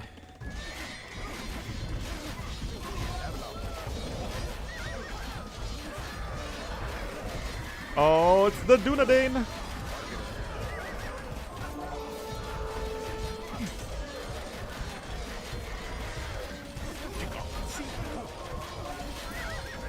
I don't know if these guys can stand up. Because these are pretty generic looking elephants. Just tuned into Middle Earth, man.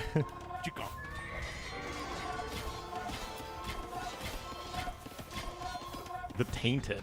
The Dark Marshal. Okay, these are just, I guess, nicknames for the various Nazgul. But we're going to switch back over into the other tournament. Heaven and Hell. And they have actually started, so we're going to have to, unfortunately, quit on Middle Earth. As there's not really a whole lot to cast anyway.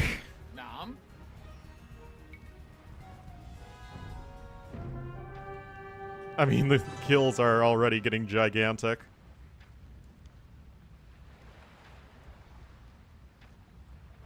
Interesting, they all have 3 castles.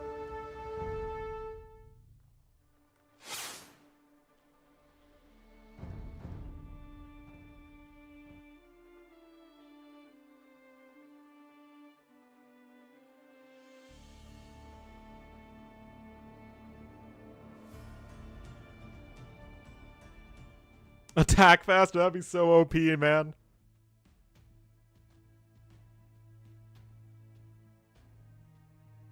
Either that or it has to start in Castle Age and then it would be useless.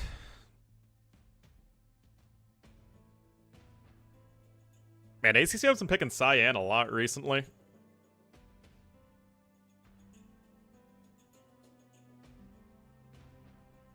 Ornlu a yawn.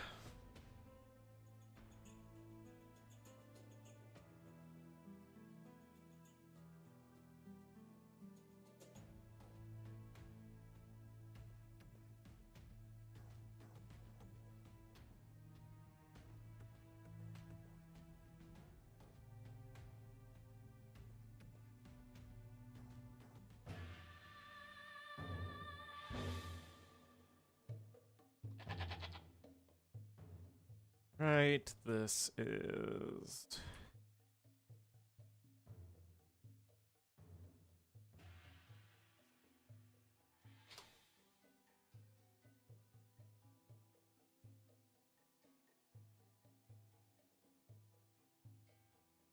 Right, that is all set up. So, here we are, game number 1. It is, of course, on Bazi Random with Leif Erikson holding a ding a dorgan. They've hosted, when was that?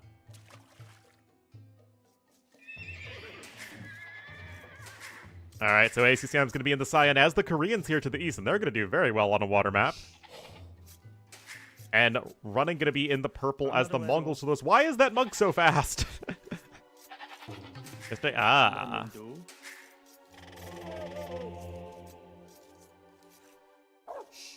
Wolf, Arf, Arf, Arf.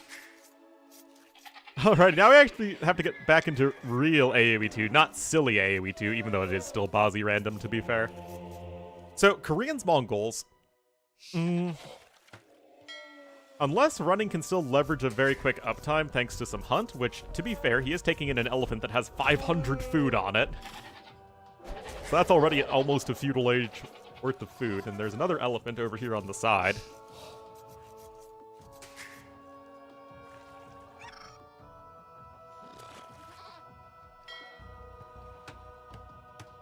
Both players still have a Leif Erikson alive.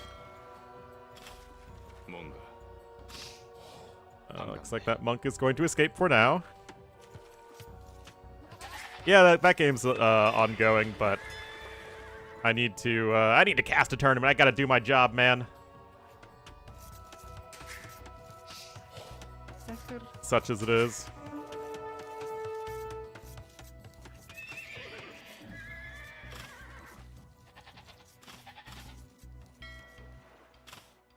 $200 food each. Yep. Feed? Oh, yeah. Ahem. There we go. Now, these units do heal, but clearly running has the HP advantage on Leif Erikson right now. Wait, why is the range so small? It is 7. And that looked like it was really tiny. First fishing ship is out, but it's going to be very difficult to keep a fishing ship alive here. Like, very difficult. Oh my goodness. Yeah, maybe fishing is not the most viable thing in the world.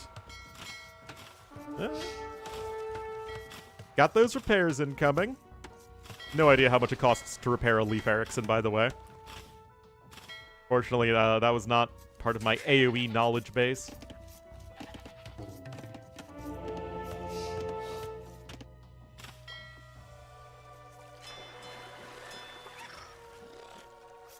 준비.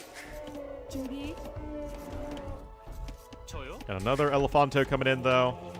And ACCM still has a fishing ship working. He's able to chase back his opponent's Leif Erikson. No idea if that monk can convert stuff. I would assume not. Otherwise, it would be doing that right now.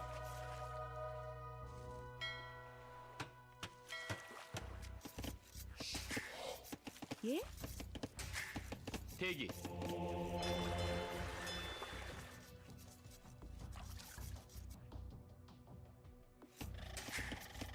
예? So, ACCM still 2 vills ahead thanks to his fishing ships. Res collected still pretty even, though, thanks to the Mongol hunt, including the elephants, and there is another one coming in now for purple, although that does seem to be around it, as far as that goes.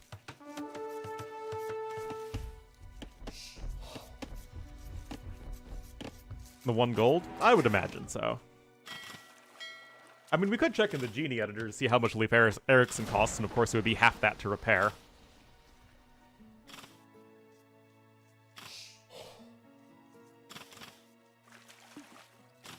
Because all of the hero units do have a cost.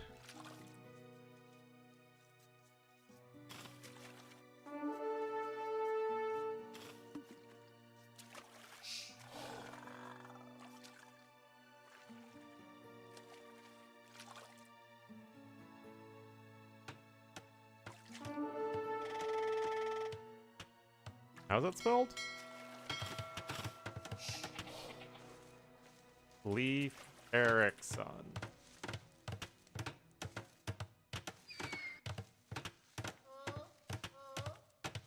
There you go. Alrighty.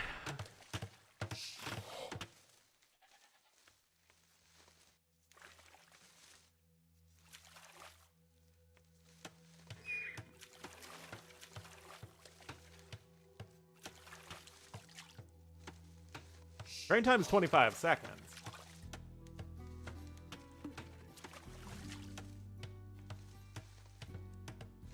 In the game? No, it's been the Abraha elephant for a very long time now.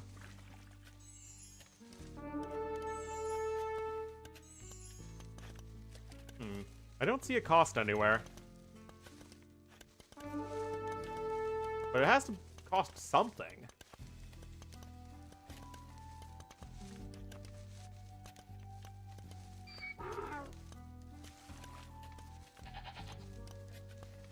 Oh, here it is. 100 wood and 500 gold. 150 gold, if I can read.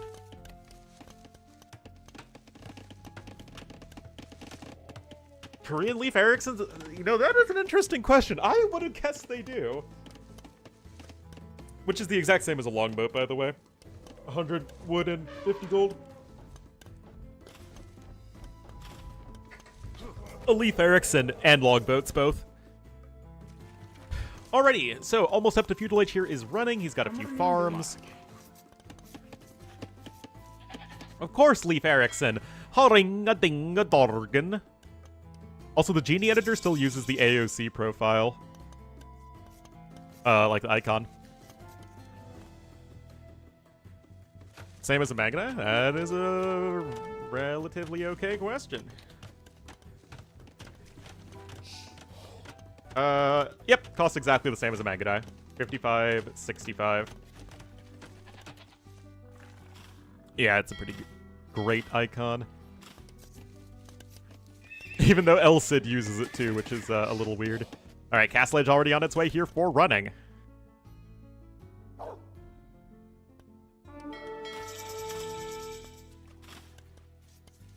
More repairs will be needed. Market on the way for ACCM, but, I mean, running is already on his way. There's a lot of stone that you were given at the start. Yeah, well, I mean, I think he's got a new one now in DE, but in AOC, El Cid had the same icon as Harold Hardrada. Any better? I mean, it's like usable. But again, my question is, where do you want to play Dawe? I still don't know where you want to play them. And them being, like, good. They're still pretty one-dimensional.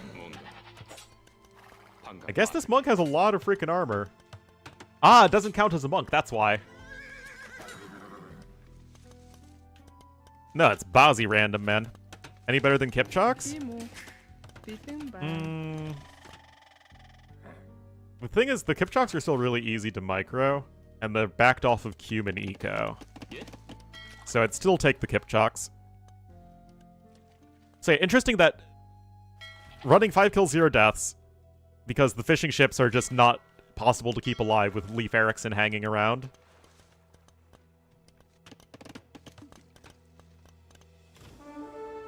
Every time they pick Kawasan, now that'd be great.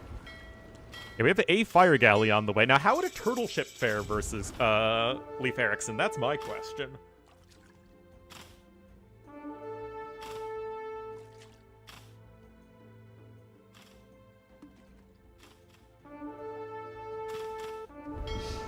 Well, running's Leif Erikson's getting low. Everything, well, I mean, yeah, but what if you want to believe? Extra TC is coming in here for running, though, so he is still in a very, very good spot. Repairs are still coming in, over 1,000 damage taken. Oh, is she gonna die? Oh, the jukes! I think that's uphill. Oh! But Cyan's ship still has a bit more HP. Got some steppies on the way, though, for purple. And only one extra TC coming in now for ACCM, so running's still in a much better spot overall. That said, ACCM is ahead in resources. The Deadville. Uphill water is very weird, but it's Bazzy random, man. Expect the unexpected. Still, 6 bills on food isn't great. Oh my god, he's making a turtle ship. Uh-oh. Guys, I'm not sold on the turtle ship being good against literally anything, even though Leif Erikson has 0 ship armor and is therefore probably not the best against the turtle ship. I still have no faith in the unit.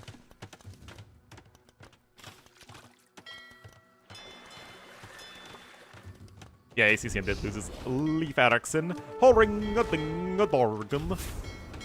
That's from SpongeBob, by the way, in case you don't know that reference. Yes, Koreans can research faith. No heresy, though. Got a scout around here from ACCM, wants to see what his opponent is up to, and he's still ahead in resources despite being behind in bills, so good job there from ACCM, at least keeping everything working properly. Again, it doesn't seem like this monk can convert anything, otherwise they would have been trying to convert each other's villagers all Dark Age. Oh, Leif Erikson still hanging around here for running.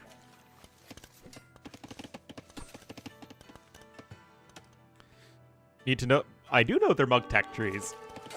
I told you, you don't have heresy as Koreans, but you do have faith. Alright, there's an actual monk. Oh, that's another actual monk. Okay, it's hard to tell which is the actual monk and which isn't.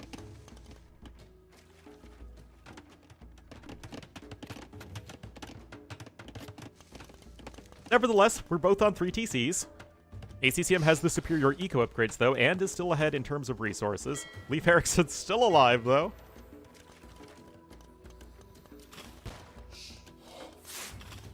Faith on a turtle ship? I mean, Faith is actually useful as Koreans in some situations because their units are so freaking expensive.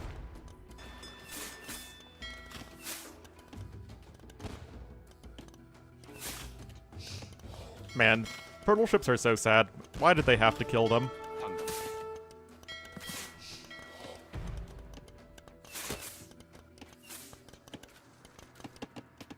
Well, no 4th TC yet for either player, although you can afford one. Ah, there we go.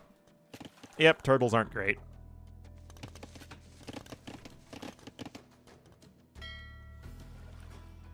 No changes. I really think AoE could use a nice old balance patch these days. But, if it took the devs over a month to get a balance patch out, that didn't involve anything other than numbers tweaks. So again, anything that they don't need translated is, oftentimes all they will do in a patch, because getting stuff translated takes an enormous amount of time.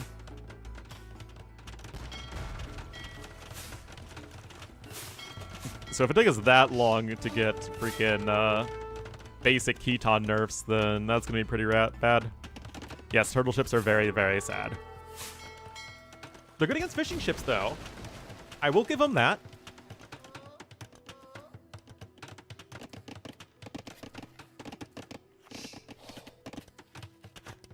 Yeah, 5 TCs right now, 4 running.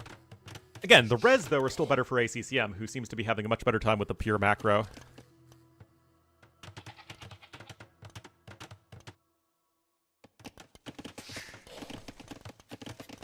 Naval hero? Yeah, I mean, Yisun is the best naval hero unit. I don't know if the Abraha Elephant used to still beat Admiral Yi, but it's pretty close. Well, the thing is, if caravels are better versus fire ships, then they're good against everything, right? Because they're good against demos, and they're good against galleys. So, if fire ships aren't good against them, then what's the point of the unit? Or what's the point of anything against it, right? 3 relics in here for ACCM as well. But this just goes to show that just having all the TCs, even with a faster uptime, isn't everything, because neither Civ is working with an eco bonus at this point, but this is just good old macro here from ACCM.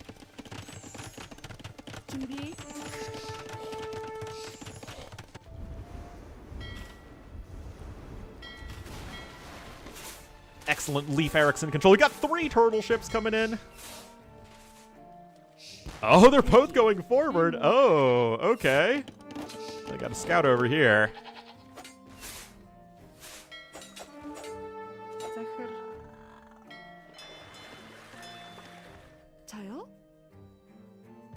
Got some stone walls coming over there to the northwest. I mean, this map is still Baltic-ish. Medi-ish. As this area in the middle doesn't really house that much in terms of resources. And a tower coming in here from ACCM. Oh boy. 9 kills there on Leif Erikson. 1,600 damage taken.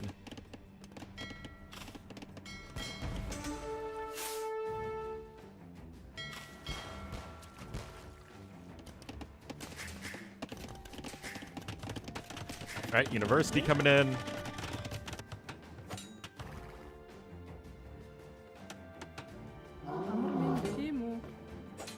Lion. Lion. Lion. Alright, so what's this going to be for? You're nowhere near the stone for a castle. And you do know about the tower that's forward. ACCM has no other upgrades, though. What's my favorite hero unit? Genghis Khan.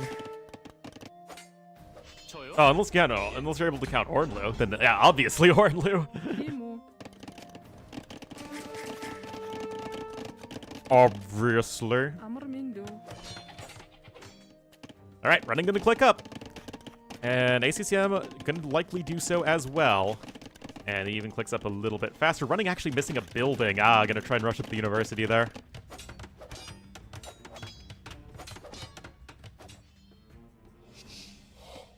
Oh, looks like the turtle ships finally got Leif Erikson down.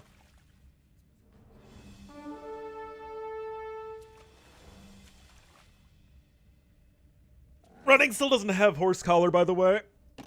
That's a lot of farms that don't have horse collar. Oh dear.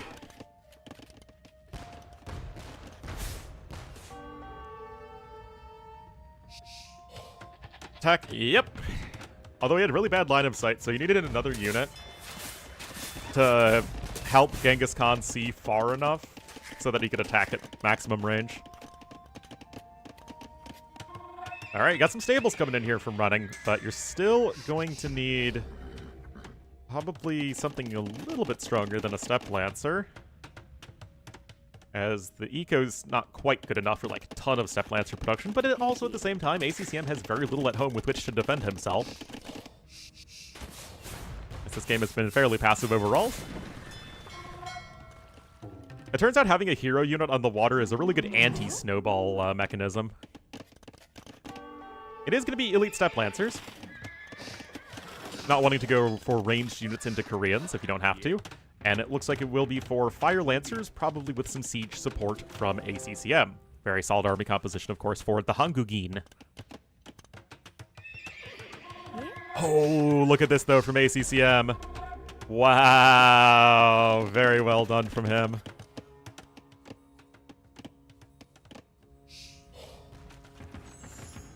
Still, fires are on the way, and they're actually going to be going right back home. 대기. ACCM not taking this lightly. Imp is now on the, it's now completed, rather, for him. Vision, he sure does. 준비. Elite Fire Lancer on its way. How much stone is left? Okay, there's over 10,000 stone left. On the one hand, you always favor Koreans on maps that have a lot of stone, and on the other hand, it's Mongols, right? So, means you're not gonna stop the Mangudai production, most likely. 예. Unleash the Horde! Elite Steppe is coming in. We do have the first defensive castle, actually the first overall castle, even for ACCM.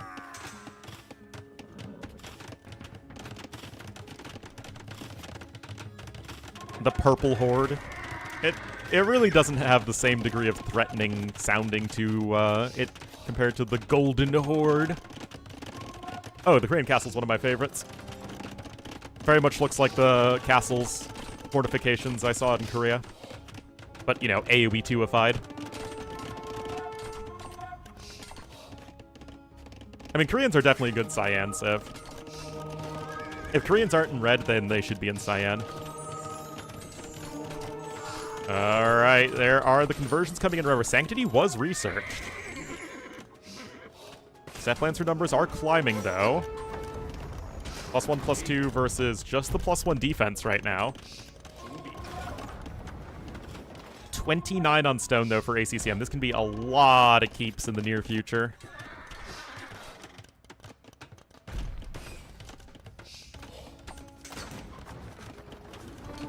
Fire Lancers are great. They're nice and cheap, that's for sure.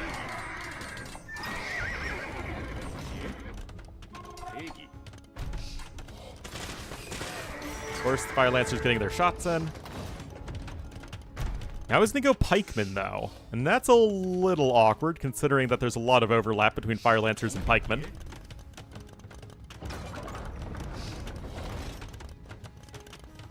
Mexis Khan. Now, you do have fully upgraded elite cannon galleons, of course, as the Koreans, but I'm not too sure how much you're going to be able to bombard from the shoreline. Gold is left on the map? 30,000, so yeah, we're not running out anytime soon. I got iron casting on its way. Blacksmith upgrade still very much lacking for ACCM.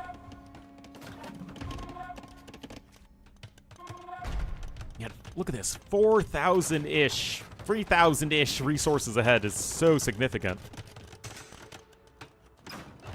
40. Well, they just nerfed their gold cost in the last patch. Went from 50 to 45 gold.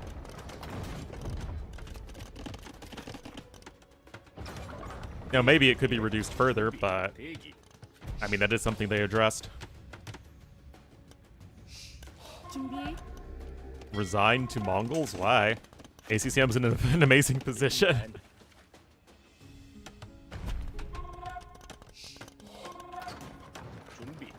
His army's going to be getting really cost efficient. He's got all the stone in the world he needs.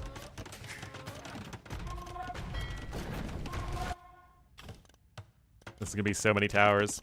Literally all of them. ECG coming in as well.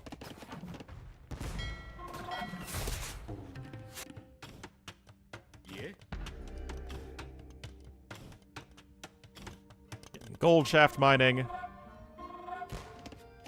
And now able to start bombarding this castle here of purple. And like I said, guys, without Mangudai or Siege, I'm not too sold on the late game here for Mongols.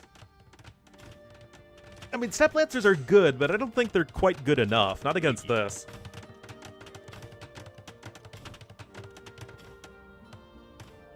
Very, very passive game number one, though. Got another castle coming in here for ACCM.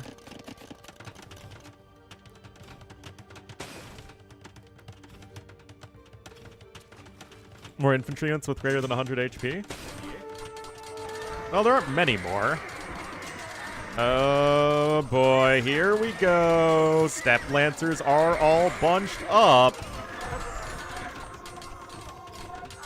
And that is a big, big mop-up in favor of running. Couple conversions coming in, but of course, it's all about the efficiency of the Korean units here. Yeah, Steppe Lancers are kind of a silly unit. I really don't even think Mongols need them. Yep.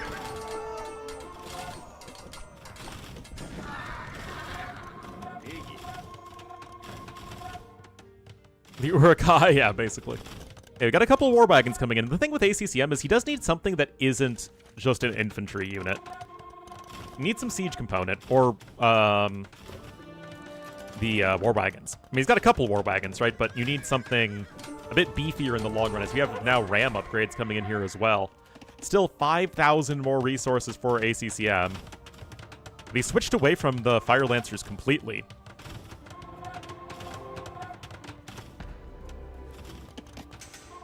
ACCM also has 4 relics to 1. And the castle's taking a lot of damage here, actually. Drill is on its way, and running is just not at all bothering with Mangudai. It is all about the Lancer do step. See, there's one villager left over here, and the stable numbers are still slowly growing.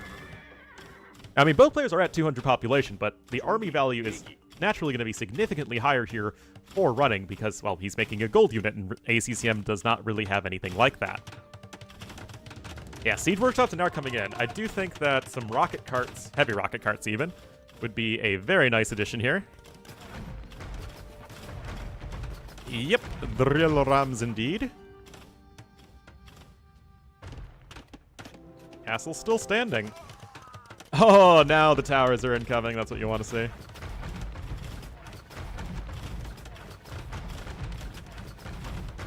Shin-Ki-chan? I hope so. Heavy rocket carts coming in. I mean, it makes all the sense in the world to go for that unit at the moment. But we got Rams and we got Step Lancers. 71 Step Lancers, guys. Holy cow. We got more towers coming in, but Running's done a great job of getting to his army composition. And right now, you're just struggling for units as ACCM. I mean, efficient units, that is. I mean, you have the cost efficiency of Helms right now, but not the pop efficiency. Ah, BBTs. I actually think this is the correct play here. You just want the unit that does, or building in this case, that does the most damage. Okay, no Shin-Ki-chan yet, remember, so these are basically just onagers. And, oh, this is why Koreans have both keeps and bombard towers. So you have correct building for each situation. That said, the Rams are still standing, and you need to keep on mass-producing those halberdiers here. 13 more Step Lancers in the queue, but that's basically it.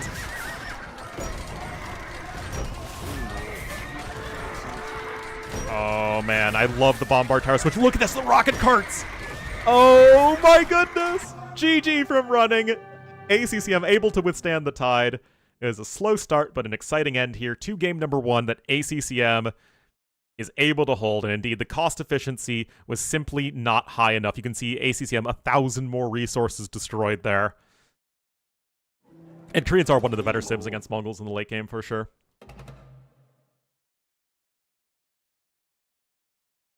But yeah, the rocket cart and bombard tower switch, perfect. You needed the strength of the bombard towers against the cavalry units. And then you needed the rocket carts as something that's actually efficient. Makes them better than SO? Yes. I still think Shin-Ki-chan rocket carts are probably the best SO in the game, or SO equivalent. Although not in every situation. Look at that tech difference there in favor of Koreans.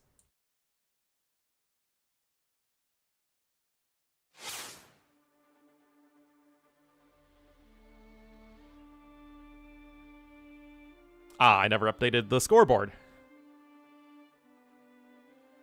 Silly me. Well, to be fair, we were casting good old Northerns, and we're going to beat Shi. Oh, and look at this beat Shi matchup, guys. Oh my goodness, this is going to be epic. Epic, epic, epic.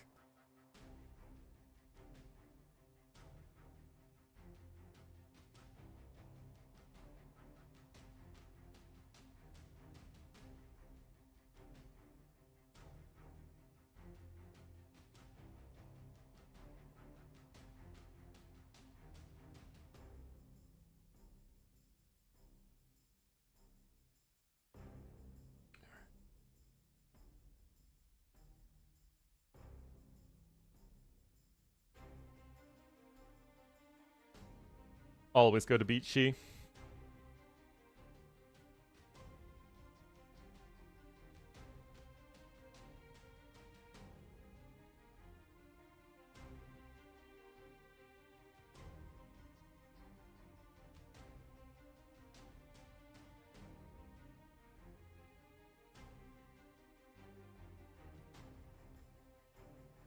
There we go.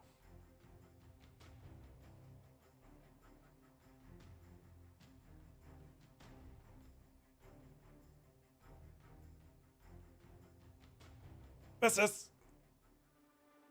Okay, I guess I need to download the map pack. Hold on. Sorry about that.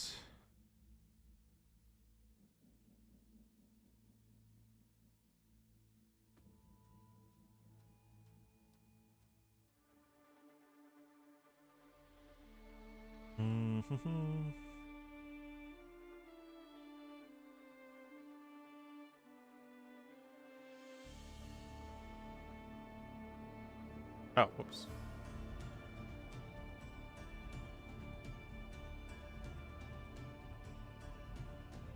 Now I'm losing my mind again.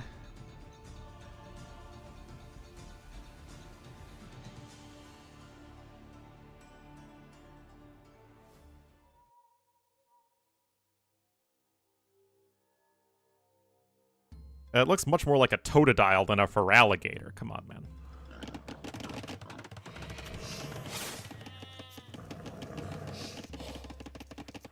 Alrighty. Oh boy. Let's see if we can bear through this entire game.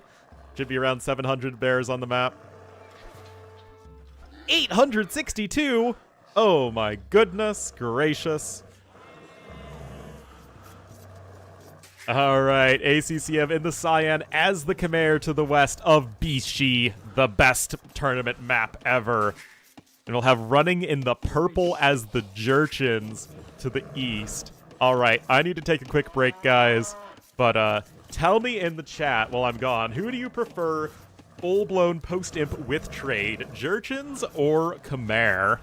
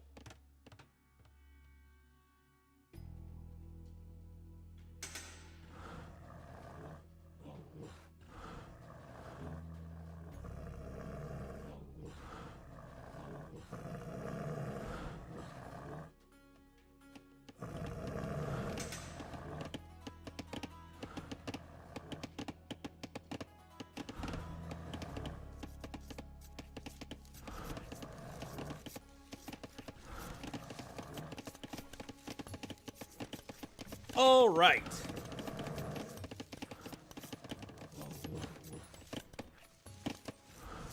Thank you for your patience, my dear viewers. All right. Yeah, I honestly think... But here's the thing. I don't know how you deal with Jurchen rocket carts as ACCM. On the other hand, what are Jurchens going to do against battle elephants? No, you cannot eat da bears.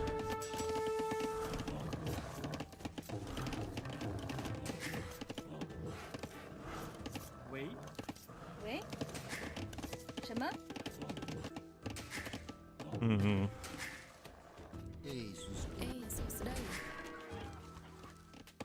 Still, Chimera gonna have the much better eco. 何种命令？ Grizzly? Unfortunately, they're black bears, not grizzly bears. They have food on. Yeah, these aren't actually bears, they're reskinned penguins.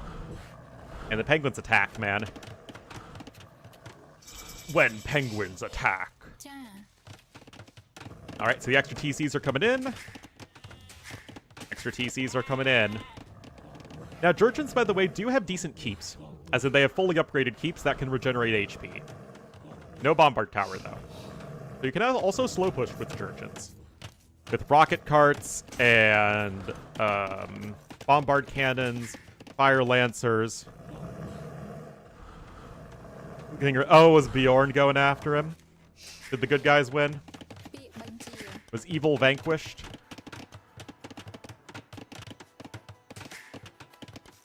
Making steppies? I sure hope not. They did not go well for him in the last game. And yes, Wow, that scout almost died to the bears.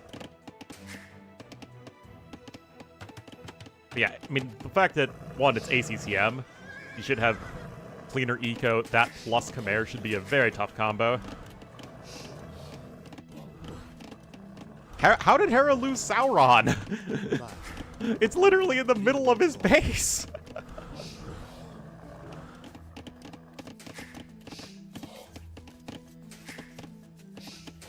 Yeah, thanks, Yoop. 何种命令？ I'm still not sold on doing the YouTube casting, but the people who do watch it seem to like it, so I guess there's that.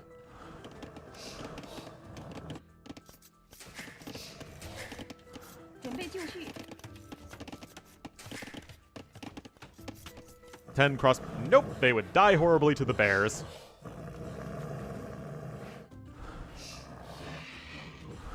More effective than it is. I mean, Jurchen steppies are good,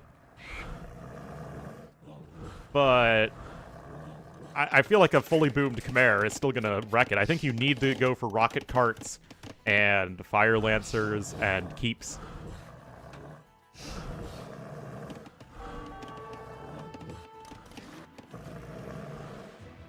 Very angry bears.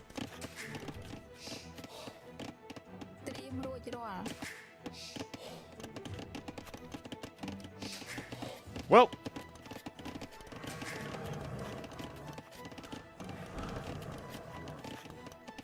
Is booming in a defensive siege workshop. You mean peak map design? Hello? Again, it takes a long time to get through all of it. Da bears.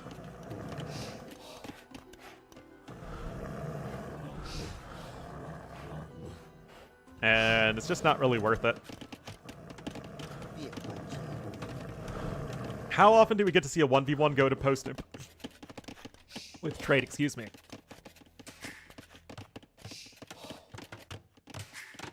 ACCM would end up running both with their 4th TC. I mean, yes, this map has a slow start. Duh. But it's all about variety. Variety is the spice of life. And we've had some amazing games on this map so far. I do find it funny that you go for house walls because the only time you're getting attacked is in post-imp, when a house wall is not very good. Defense is good as on Beast Sheet. Yeah, basically. Arena games are fairly fast.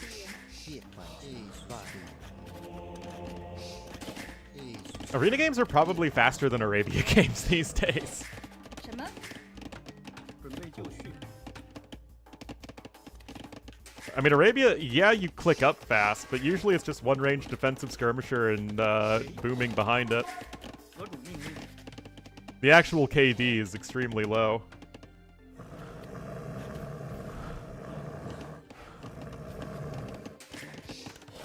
Fifth TC even. Now, I'm not sure if it's worth it to go for the 5th TC, but they are both doing it. But we've seen 4 TCs in the markets coming in early for trade.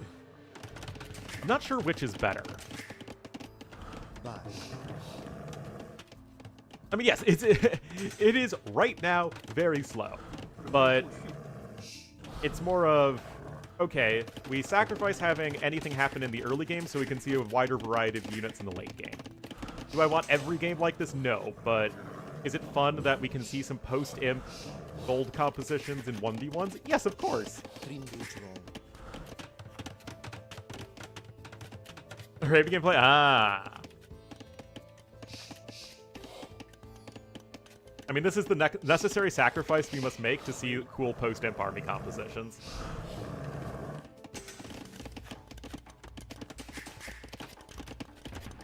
Eric's coming in now for running.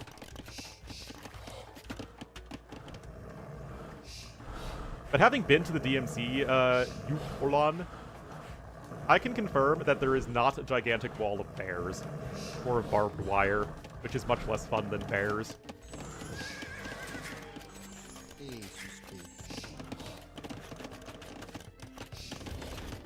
Also, these are both crop rotation civs, keep in mind.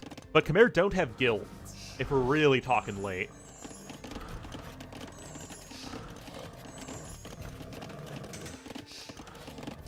Because remember, this can easily become a wood game map.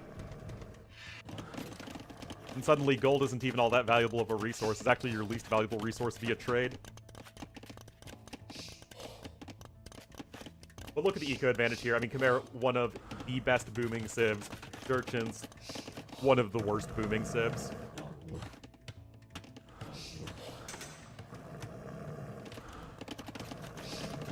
A gilded Khmer definitely would be overpowered. Khmer have an amazing late game eco as is. With Monk healing. Unfortunately, the Magyarville wouldn't do anything because, again, these aren't actual bears. They're reskinned penguins.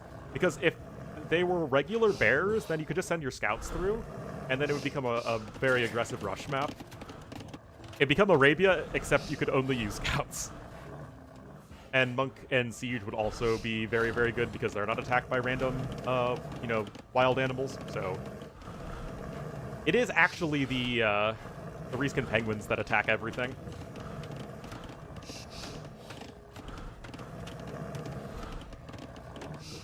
Every ecotech? Oh, I guess they are supposed to be a late game civ. Oh yes, it's very funny. We've had the Komodo dragons and doing a lot of hissing before in the past. Alright, both players are on their way up to Imp, and I am really worried that running is going to go for a bunch of Step Lancers and run right into a wall of elephants, and I really, really don't think this is going to be very good. Why is he doing steppies again?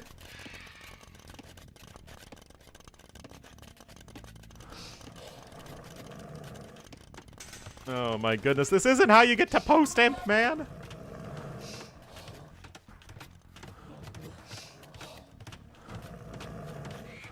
You gotta thunderclap bomb it. Thunderclap bomb. Zuh. That said, I wonder why ACCM isn't just going mass battle elephant. I still think that's probably going to be the hardest thing to counter as Jurchins. Because again, no, you do have health. My bad. My bad. Still learning the new civs a bit. Yeah, you just don't have the last armor. Okay, so yeah, you can just go Health Seed. Still think that would be by far the best play, is Fire Lancer / Halb, and Thunderclap Bombs, and then a bunch of keep spam with regenerating HP. Because again, fully upgraded keeps that also have the HP regeneration with whatever the name of the tech is. Here come the Step Lancers, Step Lancering it up. That sounds boring. I mean, seriously. Also, because they're penguins, they count as actual kills, so running's KD is getting crazy real fast.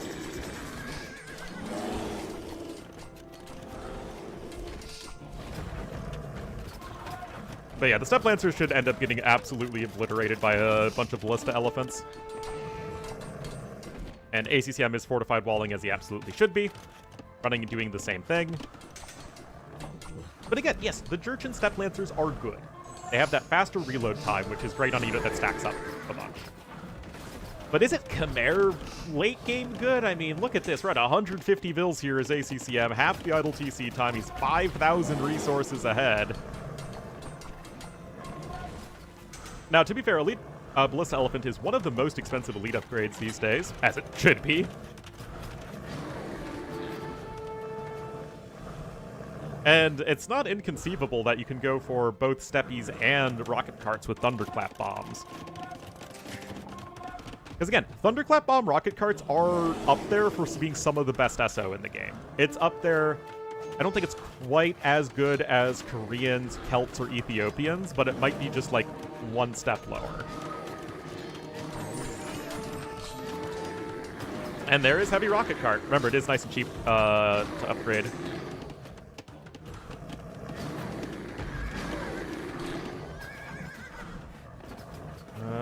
Elite Ballista Elephant coming in. And, I mean, ACCM's just full walled. I mean, the quick gates were necessary, but he did a good job with them. Need to see those siege workshops come in. And there it is, guys! Thunderclap Bombs! One of the best unique tech names of all time.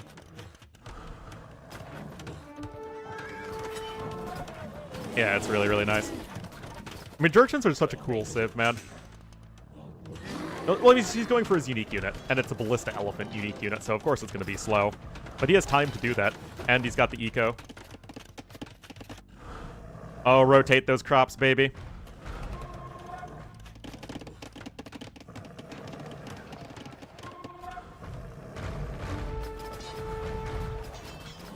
Also, wouldn't you rather have Iron Pagodas at this stage, like, late in the game? Shouldn't they just be a better unit overall? Hello, Tricolor Sporting Club.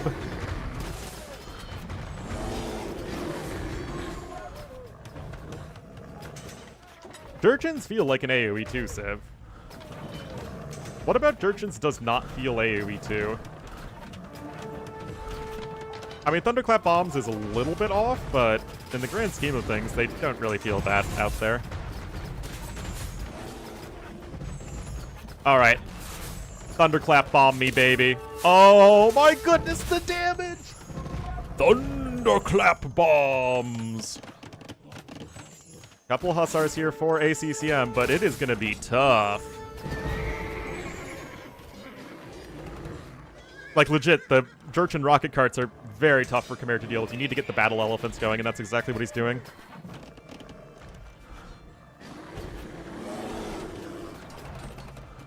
Oh, the cut! The not the SO, the Ballista LE cut. But can't they cut through fast enough? Because they are quartering themselves, remember? Uh-oh. Uh-oh. Uh-oh. Thunderclap Bombs! Oh, they're making it in!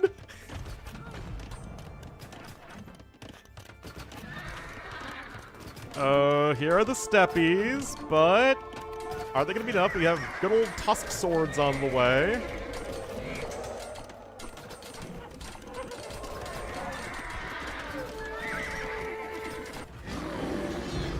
Castle coming here in the middle, and the battle elephants aren't quite fully upgraded yet, but this is what I'm talking about. You need the battle elephant counter, and that is only going to come from infantry. Either halberds or fire lancers.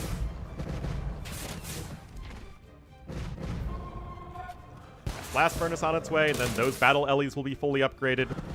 Jurchens, they don't have the best monks in the late game because you missed block printing, I think. No, sorry, just redemption. Still learning. Eton's missed block printing. And yet ACCM's holding.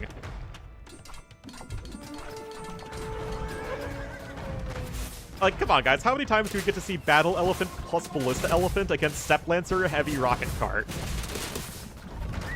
Like, what more do you people want?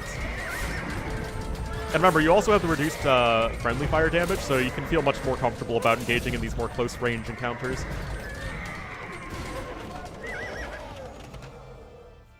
And that's another good fight there for running. Eco is still quite advantageous for ACCM, though. Also explode? They sure do. It's not like a huge amount of damage, especially to elephants. And they have scorpions. Okay. I'm not sold on the scorpions being better than rocket carts here.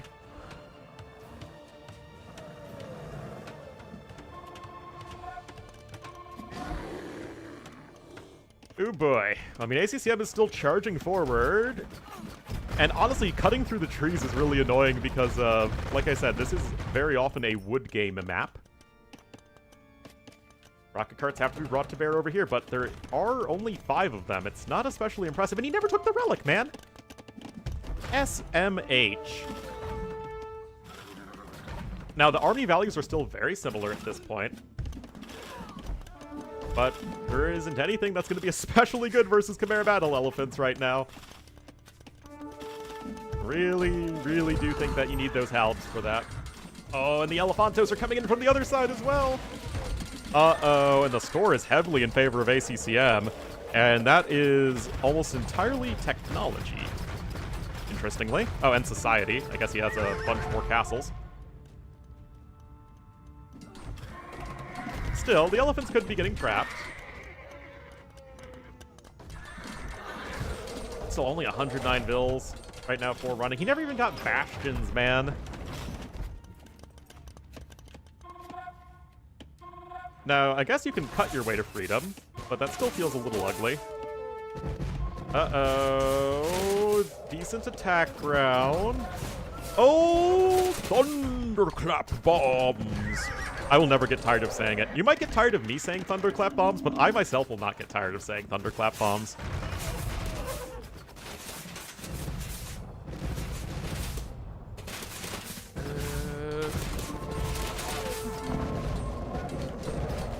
Well, that's still a lot of blast damage that's happening.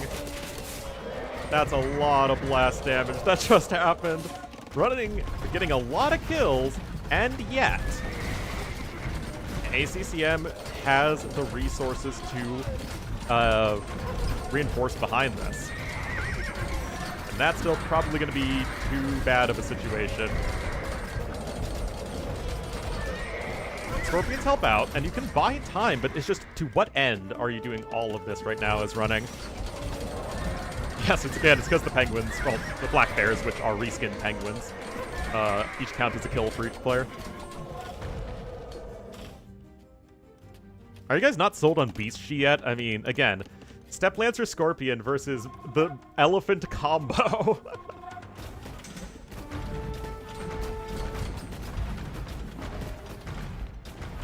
No ballistics even in for running, guys. He has 6 on wood. That eco took such a heavy beating. Oh, the Scorpion battle!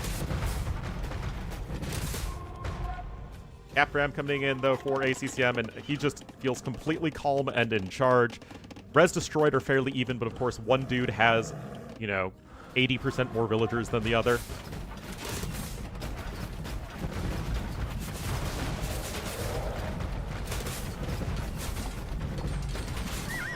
Seppies don't feel good enough here, guys. They really don't. Only 67 villagers, 90 villager kills for ACCM. It's hard to tell exactly how many units.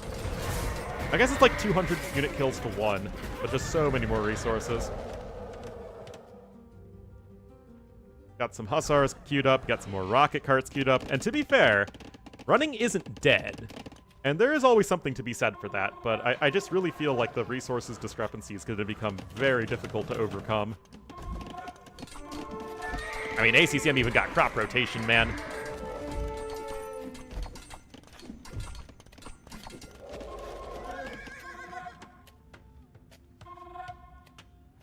And still more siege units are on their way.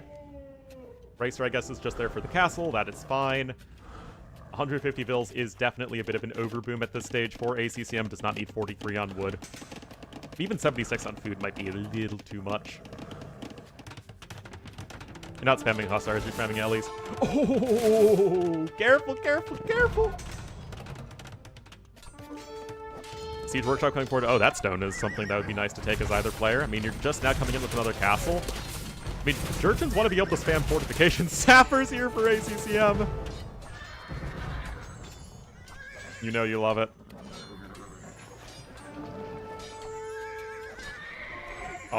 See, a non-Jurchen Step Lancer would have lost that. Still, 76 Vils is pretty unimpressive at this point. Hussar raids are still coming. You've never really been fully walled here as our purple player running. And the resources discrepancy just feels so extreme at this stage. Onager coming in. Now, of course, the heavy rocket carts are still going to be a lot better than generic Onagers, but at least Onagers can still snipe the enemy siege units. And he can go Bombard Cannons is running, but he can barely afford to replace his losses as is.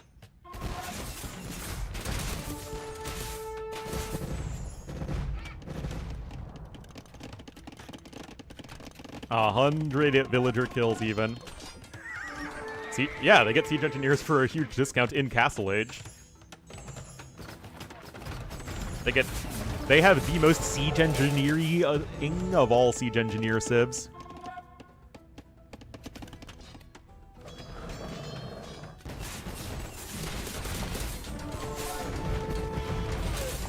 Rocket cart gets one last shot for the road.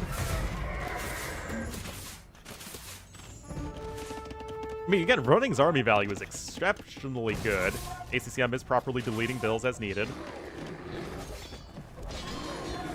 And an age earlier, indeed. It's like that elephant raid is not doing as much as it needs to. But still, even if Running is taking slightly cost-efficient trades, does it matter when your opponent has 25 to 33% more resources than you? And win? Yep.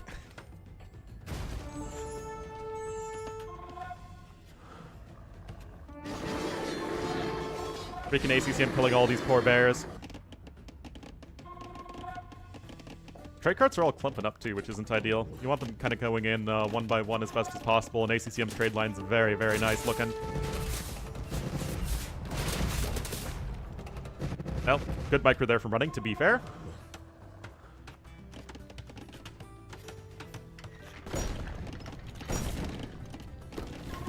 Well, you are mostly full walled at this point as Running. He only has a single Treb, though, which is not obviously very good at taking down these castles.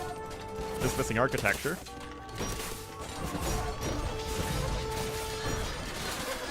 But that said, like, the Jurchen Steppies are very, very nice.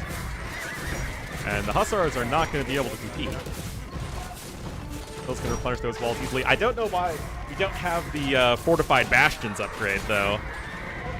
That's a real shame. 42 to 28 trade cards, man. And yet, Running's trying to push back. You know, like I'm saying, with better macro, I think Running is actually very well set up in this matchup in the late game. But of course, you're running into ACCM, who's, you know, one of the best in the world.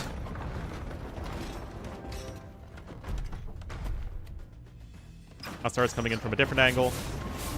Still no ballistics, by the way, for Running. Like the ballista elephants have... They've broken through!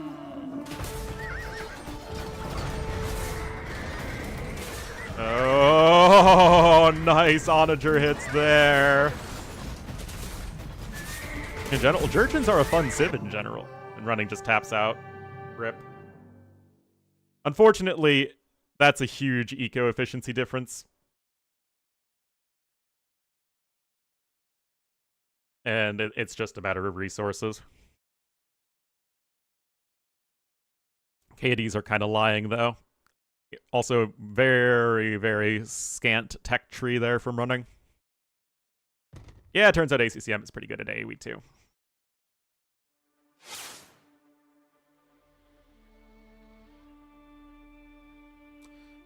So it could just be one more game today. Hopefully running will at least win one or two.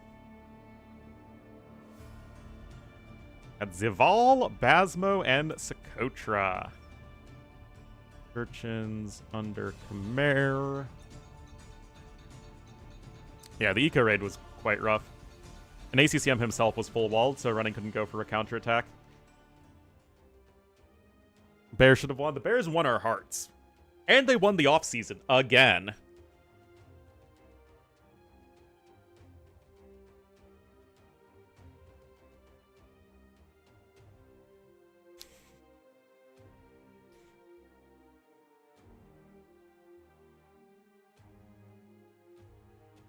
All right, 1 minute to Saracen attack.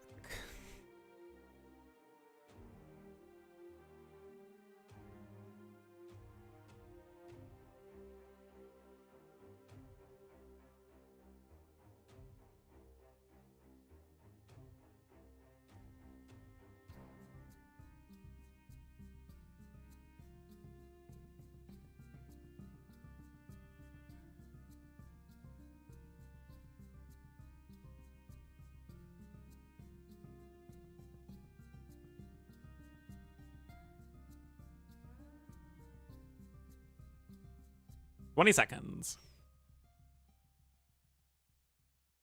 Just human? I'm nothing. I'm an alien.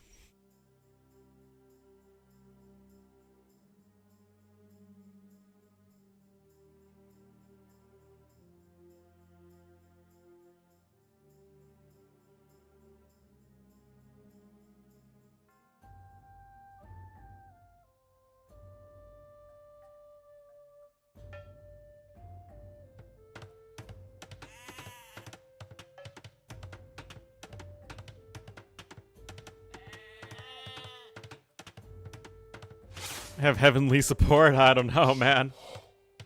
I do not know. Is the off-season important? No, not actually. It's a joke. That being the off-season champs means that your team is hyped up to be super good, and usually it means that the team never delivers. So it's usually a fierce competition between the Bears and the Chargers for teams that are supposed to be good and yet never are. Well, at least the Chargers make the playoffs. Ice, oh no! Alright, guys. One game away from the semifinals. We'll have ACCM in the Cyan as the Aztecs to the west, and to the east in the purple as the Portuguese. It will be running. But people usually assume the Jags are bad. Sim.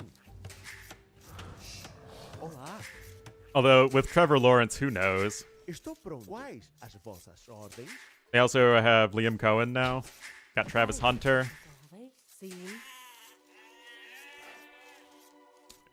Could be good, but it's also the AFC South.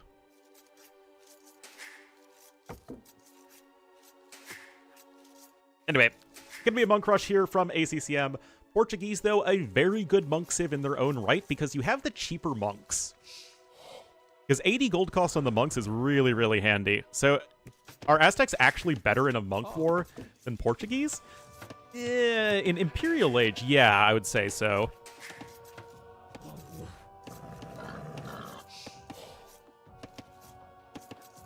Not Soul. I'm not either.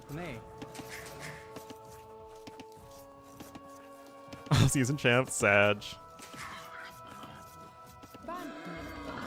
Like, I grew up a Bears fan, but when I moved to the DC area, I became a Ravens fan. I spent a lot of time in Baltimore. So most of the time these days, I'm really just a Ravens fan. But I'll watch the Bears if they get good. But yeah, I got my dad got me a Lamar Jackson t-shirt for Christmas. Quais as vossas ordens? Also, my dad's a big Steelers fan, so it's a fun rivalry there. Obviously, it's the wall in the Dark Age, nothing too crazy happening. Another bear bites the dust. But yeah, running's gonna have to clown pretty darn well here. Oh, that's very early on to gold, especially as Aztecs. The Stiller's gone to the Super Bowl. Jackson for the MVP. It's just a really bizarre narrative thing. Like, Lamar Jackson had statistically one of the best seasons of a quarterback of all time.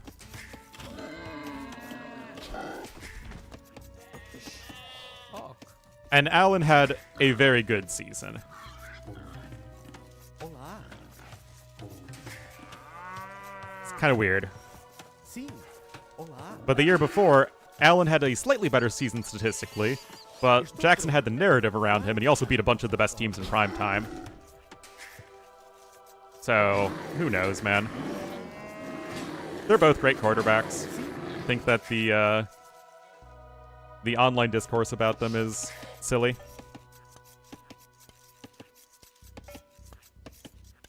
And any expectations for?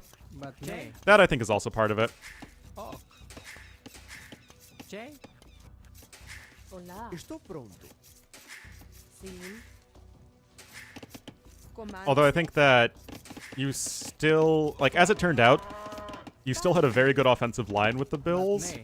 and the receivers definitely performed above expectations, and so did their running game. But nay. Watch the WNBA? I have not. I wanted to go see some Caitlin Clark games in Chicago, Quais? but unfortunately, those tickets are extremely expensive. My game froze. Uh-oh.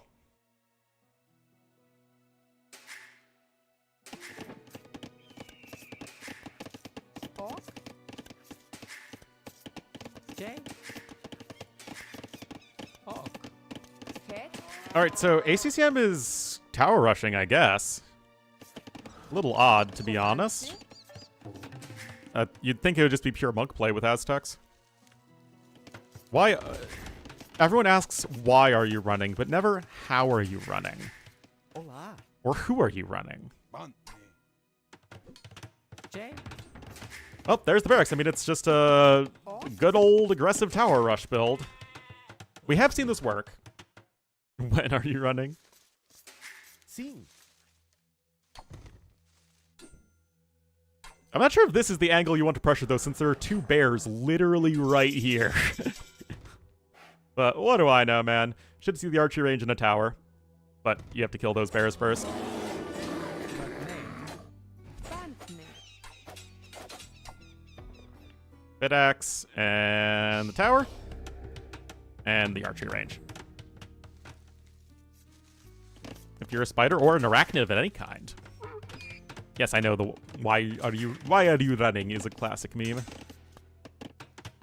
I don't remember what it's actually from, but I've you know known for many years. Why are you running? Esto pronto. Anyway, running himself is going for a super fast uptime.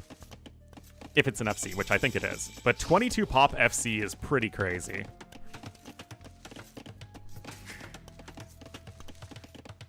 Is this a castle drop build? Anyway, running sees exactly what's happening. Good scouting from him, but you see the uptime from your opponent and you know that, okay, they're doing something aggressive. Still, gold and stone are both in the back. These walls are going to be quite good, but the forge bushes could get denied. But I guess that doesn't really matter as much so long as you make it to Castle Age. Because you're not making any food units in this situation. So, a wee bit of idle time. Freaking huge, oh yeah. I don't mess with Aussie fauna. An African movie? Ah, is it a Nollywood production?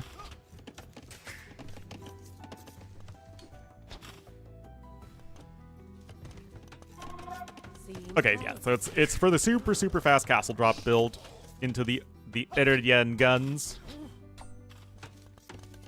Esto pronto. Villagers should be on this side of the forge bushes in case the archers show up, but probably fine. Yeah, very aggressive build. Running is going to get a great castle age time, though, and even with the hyper-fast build from him, he's still ahead in resources.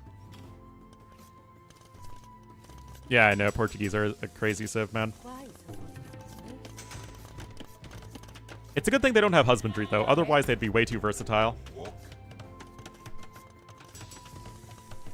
Stone walls are there as needed. These walls are going to be up in time as well. So, good plays so far from both sides. Well, I mean, well executed from ACCM, although I'm still not necessarily the biggest fan. But I mean, it's just Aztecs feel so much worse than Portuguese because Portuguese have basically as good of a monk rush But and nay. also Faderias. And organ guns.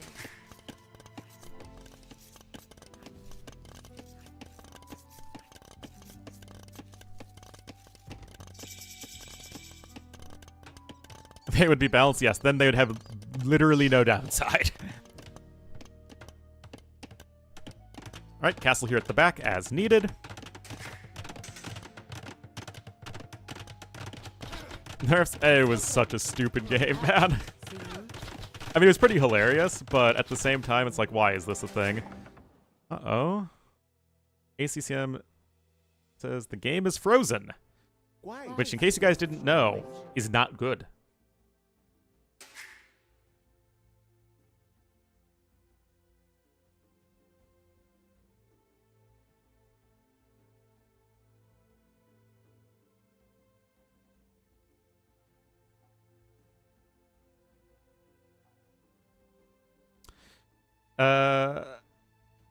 ACCM says, wait a bit.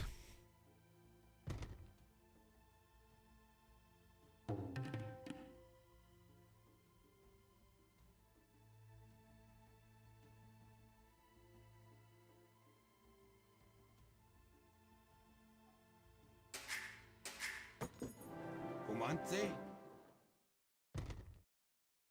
J. Ok. Estou pronto.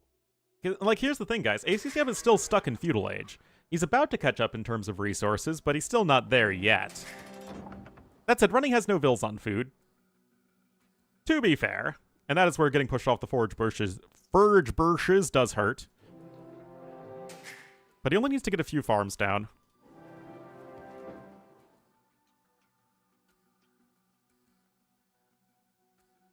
For the copyright strike.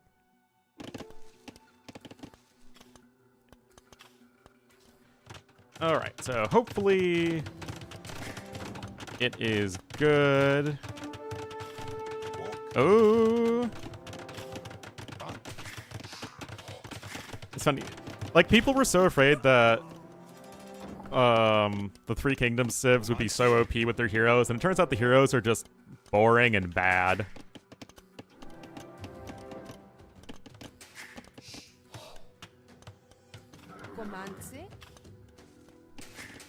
Alright, Town Watch coming in.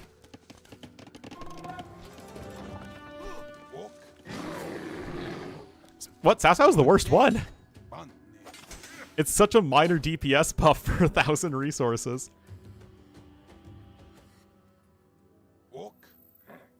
Yeah, I feel like most of the time you'd rather have regular trebs than heroes.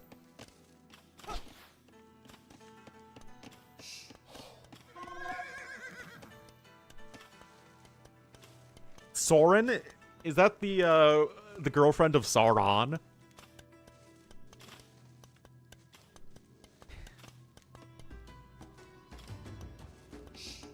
A problem? Yes, but remember that from World's Edge's point of view, the heroes aren't a problem at all. So, what? He's like the most useful one. He gives you the fastest hussars in the game. And running's back to having some food income, so yeah, he has idle time. And he's going to be falling a bit behind in resources, but his army's a lot better. To speak to the manager? Exactly. Yeah, Sunchen at least helps you take engagements.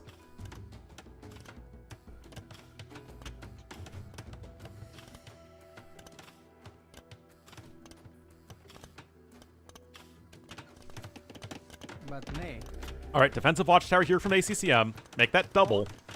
And there are the walls as needed. Batard's gonna punch through. You do need to make sure you're going through a one-tile-thick stone wall segment. Coron. Oh, I hope for running's sake that that is actually a hole. Okay, it is.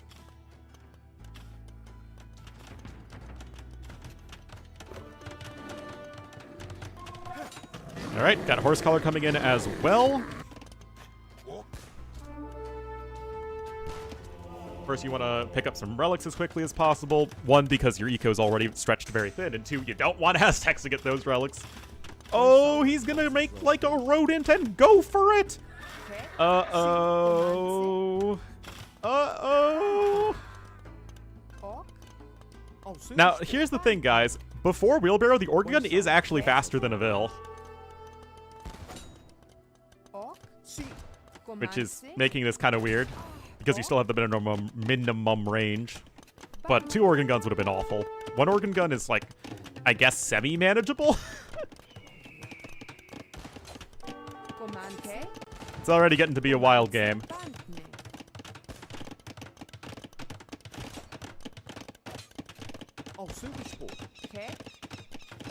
Anyway, that should be the second villager down. More organ guns are on their way. This sewer fletching also helps. I don't know about this. You totally can't do. Oh, come on, running. No way. What? Yeah, come on. I mean, I guess you still have 6 organ guns. Jay? Those Vils are also under threat, camping right underneath the watchtower.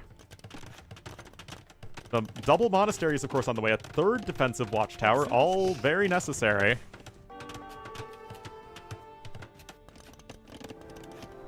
And yet, more organ guns are coming in, and you still need redemption before you can even try to convert an organ gun. Because, again, we heckin' love organ guns here in this stream. And there is redemption, of course, again, totally needed. Archers try and snipe the monks, and what are those Vils up to, actually? I'm not sure, to be honest. You don't have enough stone for a castle.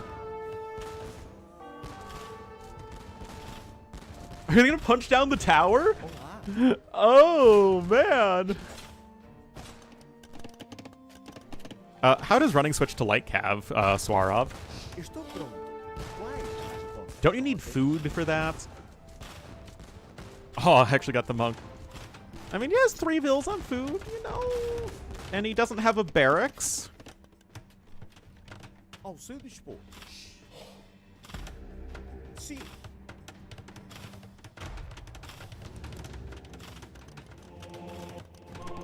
Alright, we're going to be on triple monasteries here as ACCM, so that is certainly going to be pretty darn good against organ guns.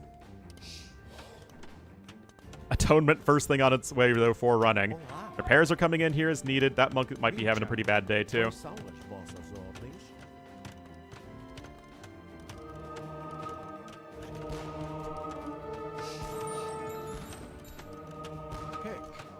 In my mind, magic.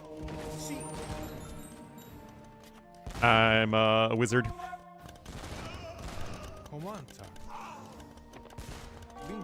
But yes, the most important thing to consider is when thinking, would this army composition be good, or would this be the correct unit choice for the player?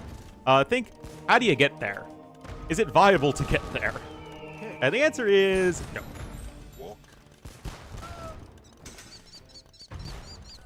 At least not for a good long while. Mangonel is mangonelling. The quick wall there from ACCM was very nice.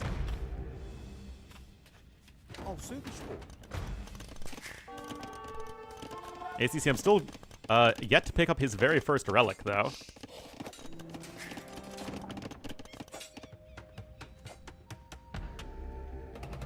And looks like those organ guns are gonna pop back for a little bit.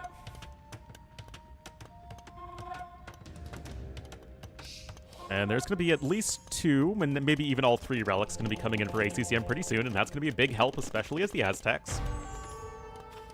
Especially as the Aztecs when making a unit that only costs gold. But Atonement's in for both players now. Oh, Insta devotion coming in too. Res collected are dead even. Running selling stone, actually. Oh, that hurts. The triple delete. It's like the triple alliance, but with more dead units. Devotion now coming in for purple as well. ACCM a few vills ahead, and he has Horse Collar for whatever that's worth. Running a lot more idle TC time, and ACCM going to have the resources advantage too. I mean, he essentially has an extra relic with his 3. Sim. Wait, what on earth is purple doing? Oh, look, the monks can keep their charge going because of the outpost. Ah, hearsay. Well, that could be a big one. Because, of course, Portuguese have heresy, because why wouldn't they have heresy? Ao seu dispor, Deus. Quais são as vossas ordens? That's definitely an upgrade they should lose. Por Deus.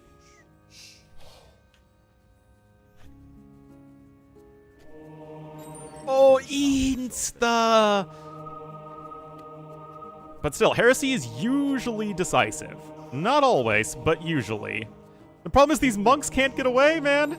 Look, I think Cyan's still gonna get the conversions first, almost across the board. Yep. Yep. Still, it is heresy.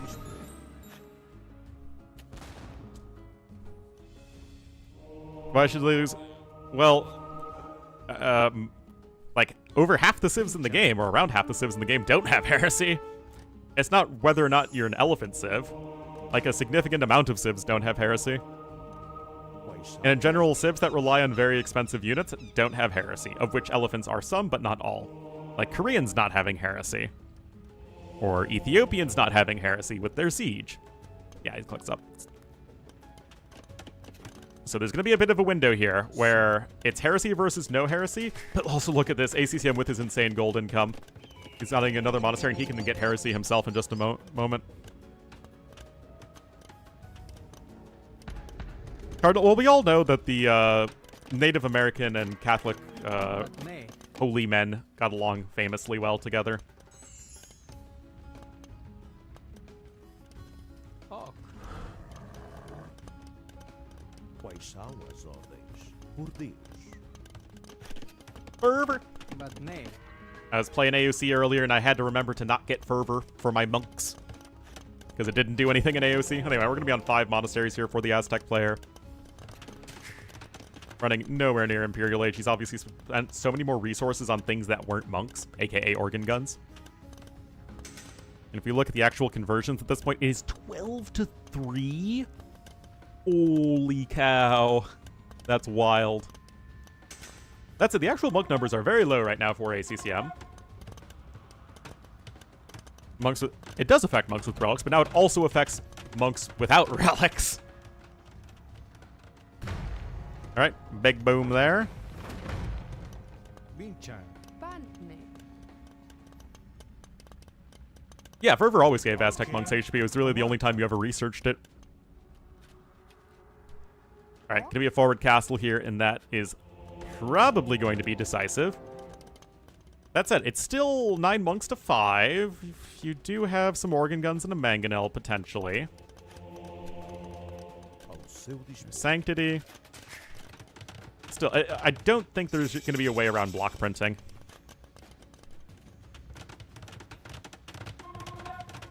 Oh, yeah, back then it did affect monks with relics. That was the only thing it affected.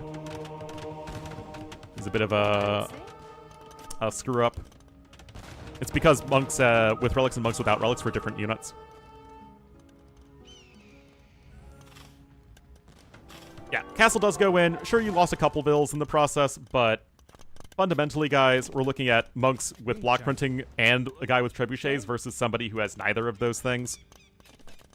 There is no practical advantage at this point for running. I mean, like, yes, he's ahead in vills, but to what end?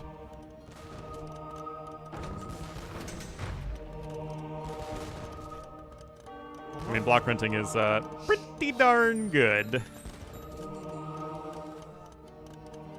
Unless you just can win with sheer numbers, but my faith in this for running is extremely low.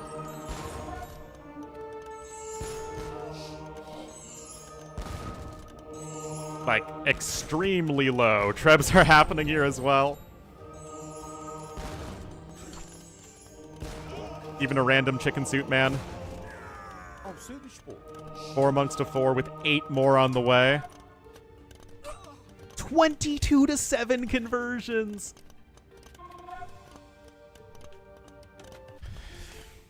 Anyway, GG, GL next, ACCM, dominant performance here.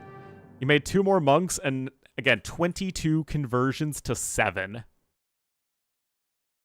That is wild. I mean, it was a good early defense there from running, but simply invested too much into organ guns that didn't get enough done. And I think diving in with these organ guns, either he needed to micro them a little bit better so that they didn't take as much arrow fire, or wait till he had a few more masked up to push in there, but regardless of the exact situation, it was simply not enough.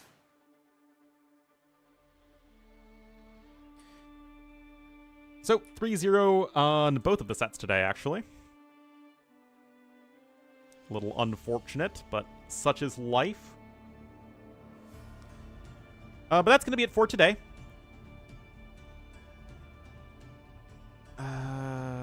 Looks like tomorrow we'll be back. Oh, no, is that not tomorrow? July 17th. It's the 15th today.